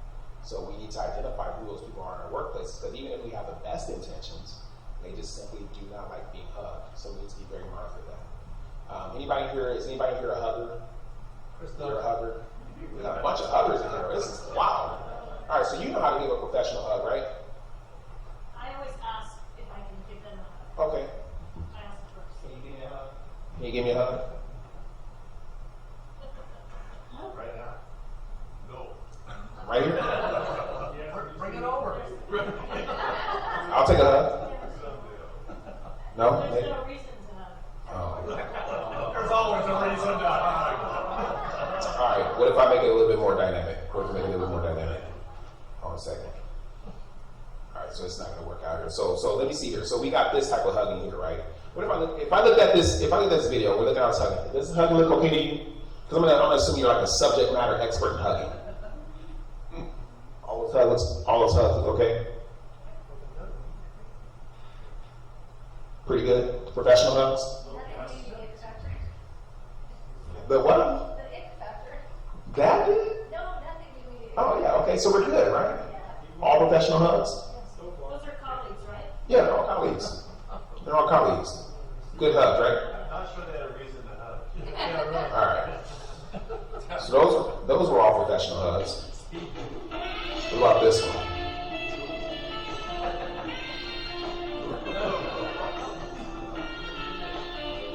Didn't even get a reaction out of that one. She's like, I'm not even biting on that one. All right.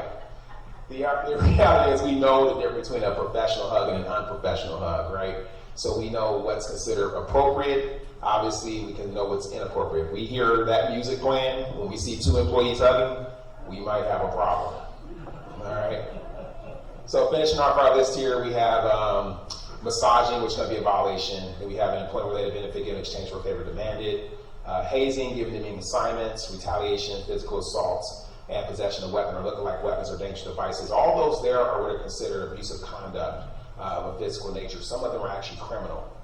When we look at all of the definitions that we went over today, and we look at all the examples we gave, we look at, we ask ourselves, where do we get them from? We turn to our state and federal law. For the state level, we look at the California Fair Employment and Housing Act. These are the acts that prohibits the acts we talked about today. The Department of Fair Employment and Housing is the enforcement agency. And then we look at the federal level, which is Title VII of the Civil Rights Act of 1964. This is the Civil Rights Act, I think, that set the foundation for how we're supposed to treat one another in the workplace. Not just in the workplace, but also in society. With that, there were several other federal mandates that came out after that, which is the Age Discrimination Employment Act, which came out in 1967 under President Lyndon B. Johnson. The American with Disabilities Act came about in 1989 under President Ronald Reagan. And then the Genetic Information Non-Discrimination Act came about in 2014 to address a lot of gender and genetic-related discrimination in the workplace. And then this last step in this year is the anti-bullying law. Some have asked me, what if I don't meet any of the protected classes? Am I still protected in the workplace? And the answer to that is yes. This essentially addresses bullying in the workplace. This is when someone is engaging in some type of behavior that's unreasonable or it's unrelated to employees or employers' legitimate business interests. It could be offensive or it could be abusive conduct that may include repeated inflictions of verbal abuse, such as derogatory remarks, insults, epithets. It could even be verbal or physical conduct that a reasonable person would find threatening, intimidating, hostile, or humiliating, or purposely sabotaging someone's career, undermining someone's work performance. Even one single act as a result of Senate Bill 1300, which we talked about earlier, could constitute abusive conduct in the workplace. When it comes to reporting violations, this is just simple information that you already have in your handbook. Essentially, where are employees protected, or who's protected? Everyone's protected, including yourselves as city committee members and city officials. It also protects you. Where's everyone protected? They're protected in the workplace. Also in other work-related settings like company dinners, like we're at today, and retirement parties, right? And then we have, depending on the facts and circumstances of off-duty, off-site conduct. This is generally where I talk about people in the workplace that are gathering after work at, let's say, a bar. People are drinking, all of a sudden people get stupid, and now all of a sudden you have harassment, discrimination occurring, or people saying derogatory comments.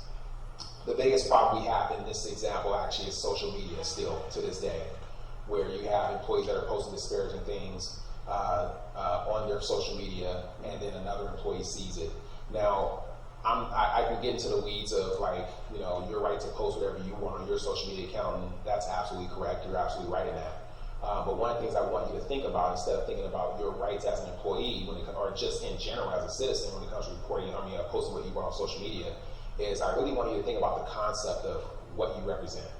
And it's this ideal that I like to believe that what I post on social media is a direct representation of who I am as an individual, right? So if I'm posting the disparaging things on social media, it tells the rest of my employees, the rest of my fellow colleagues what I really believe. When it comes to what you're going to post on social media, one of the things I want you to consider is to look at this scenario. If you were going to be hired for the position that you're in right now, on the same day that you're posting whatever it is you're going to post, do you think you would still be hired if you make that post? If the answer is no, then maybe you might want to refrain from posting it. Can I ask a question on that? Yes. So who at like a city government or government level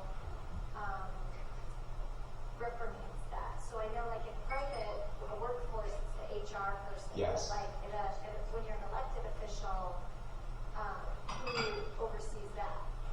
So as an elected official, you still have this, in this particular case, for City Sacramento, the city manager's office, since that's where HR comes out of.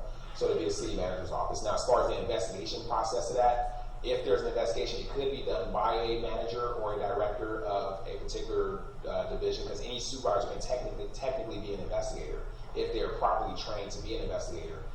But if you don't have those resources, most commonly within your organization, it will be Joint Powers Insurance Authority that may do some type of investigation, or they might outsource it to a equal opportunity employment law firm.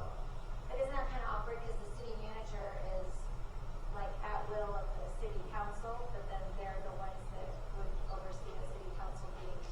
Not necessarily at the will of the city council. So they are actually full-time gainfully employed by the city.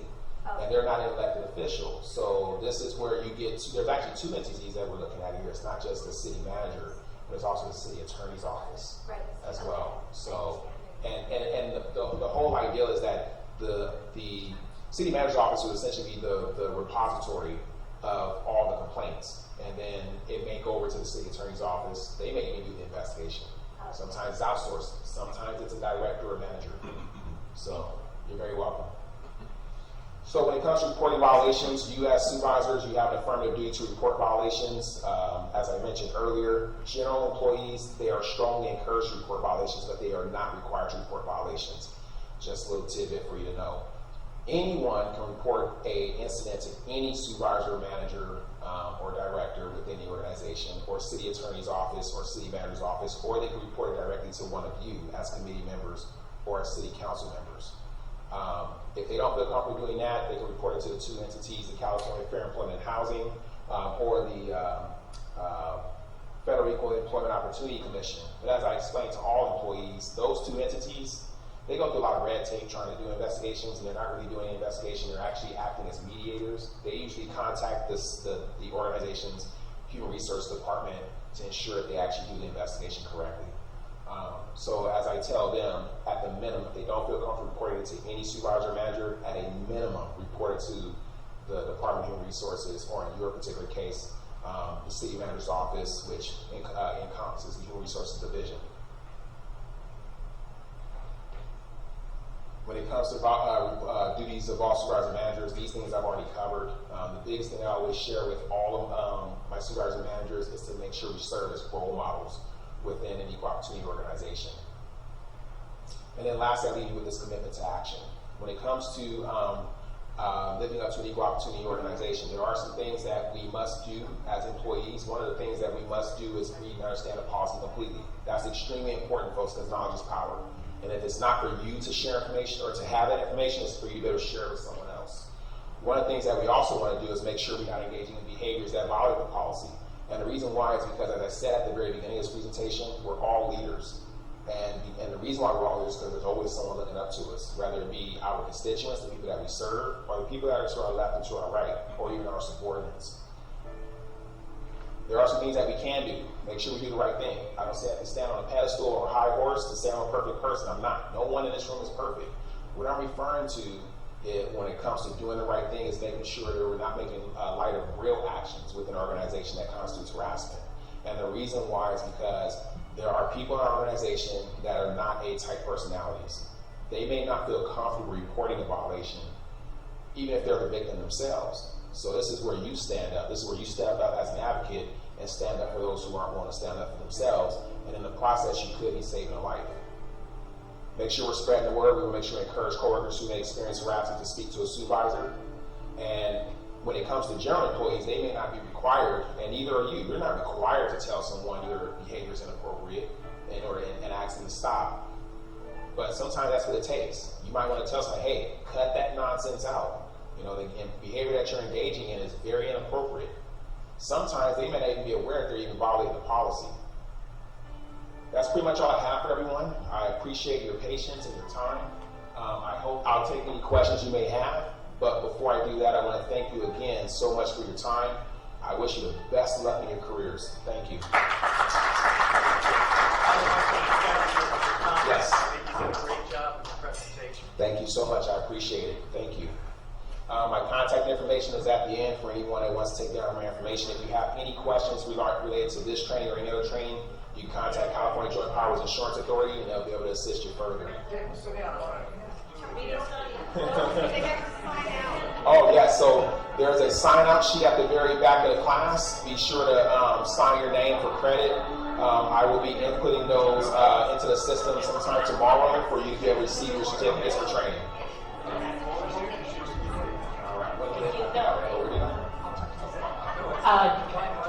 I need to do a couple things for the meeting. Is there anyone here, Madam Clerk, for oral communication?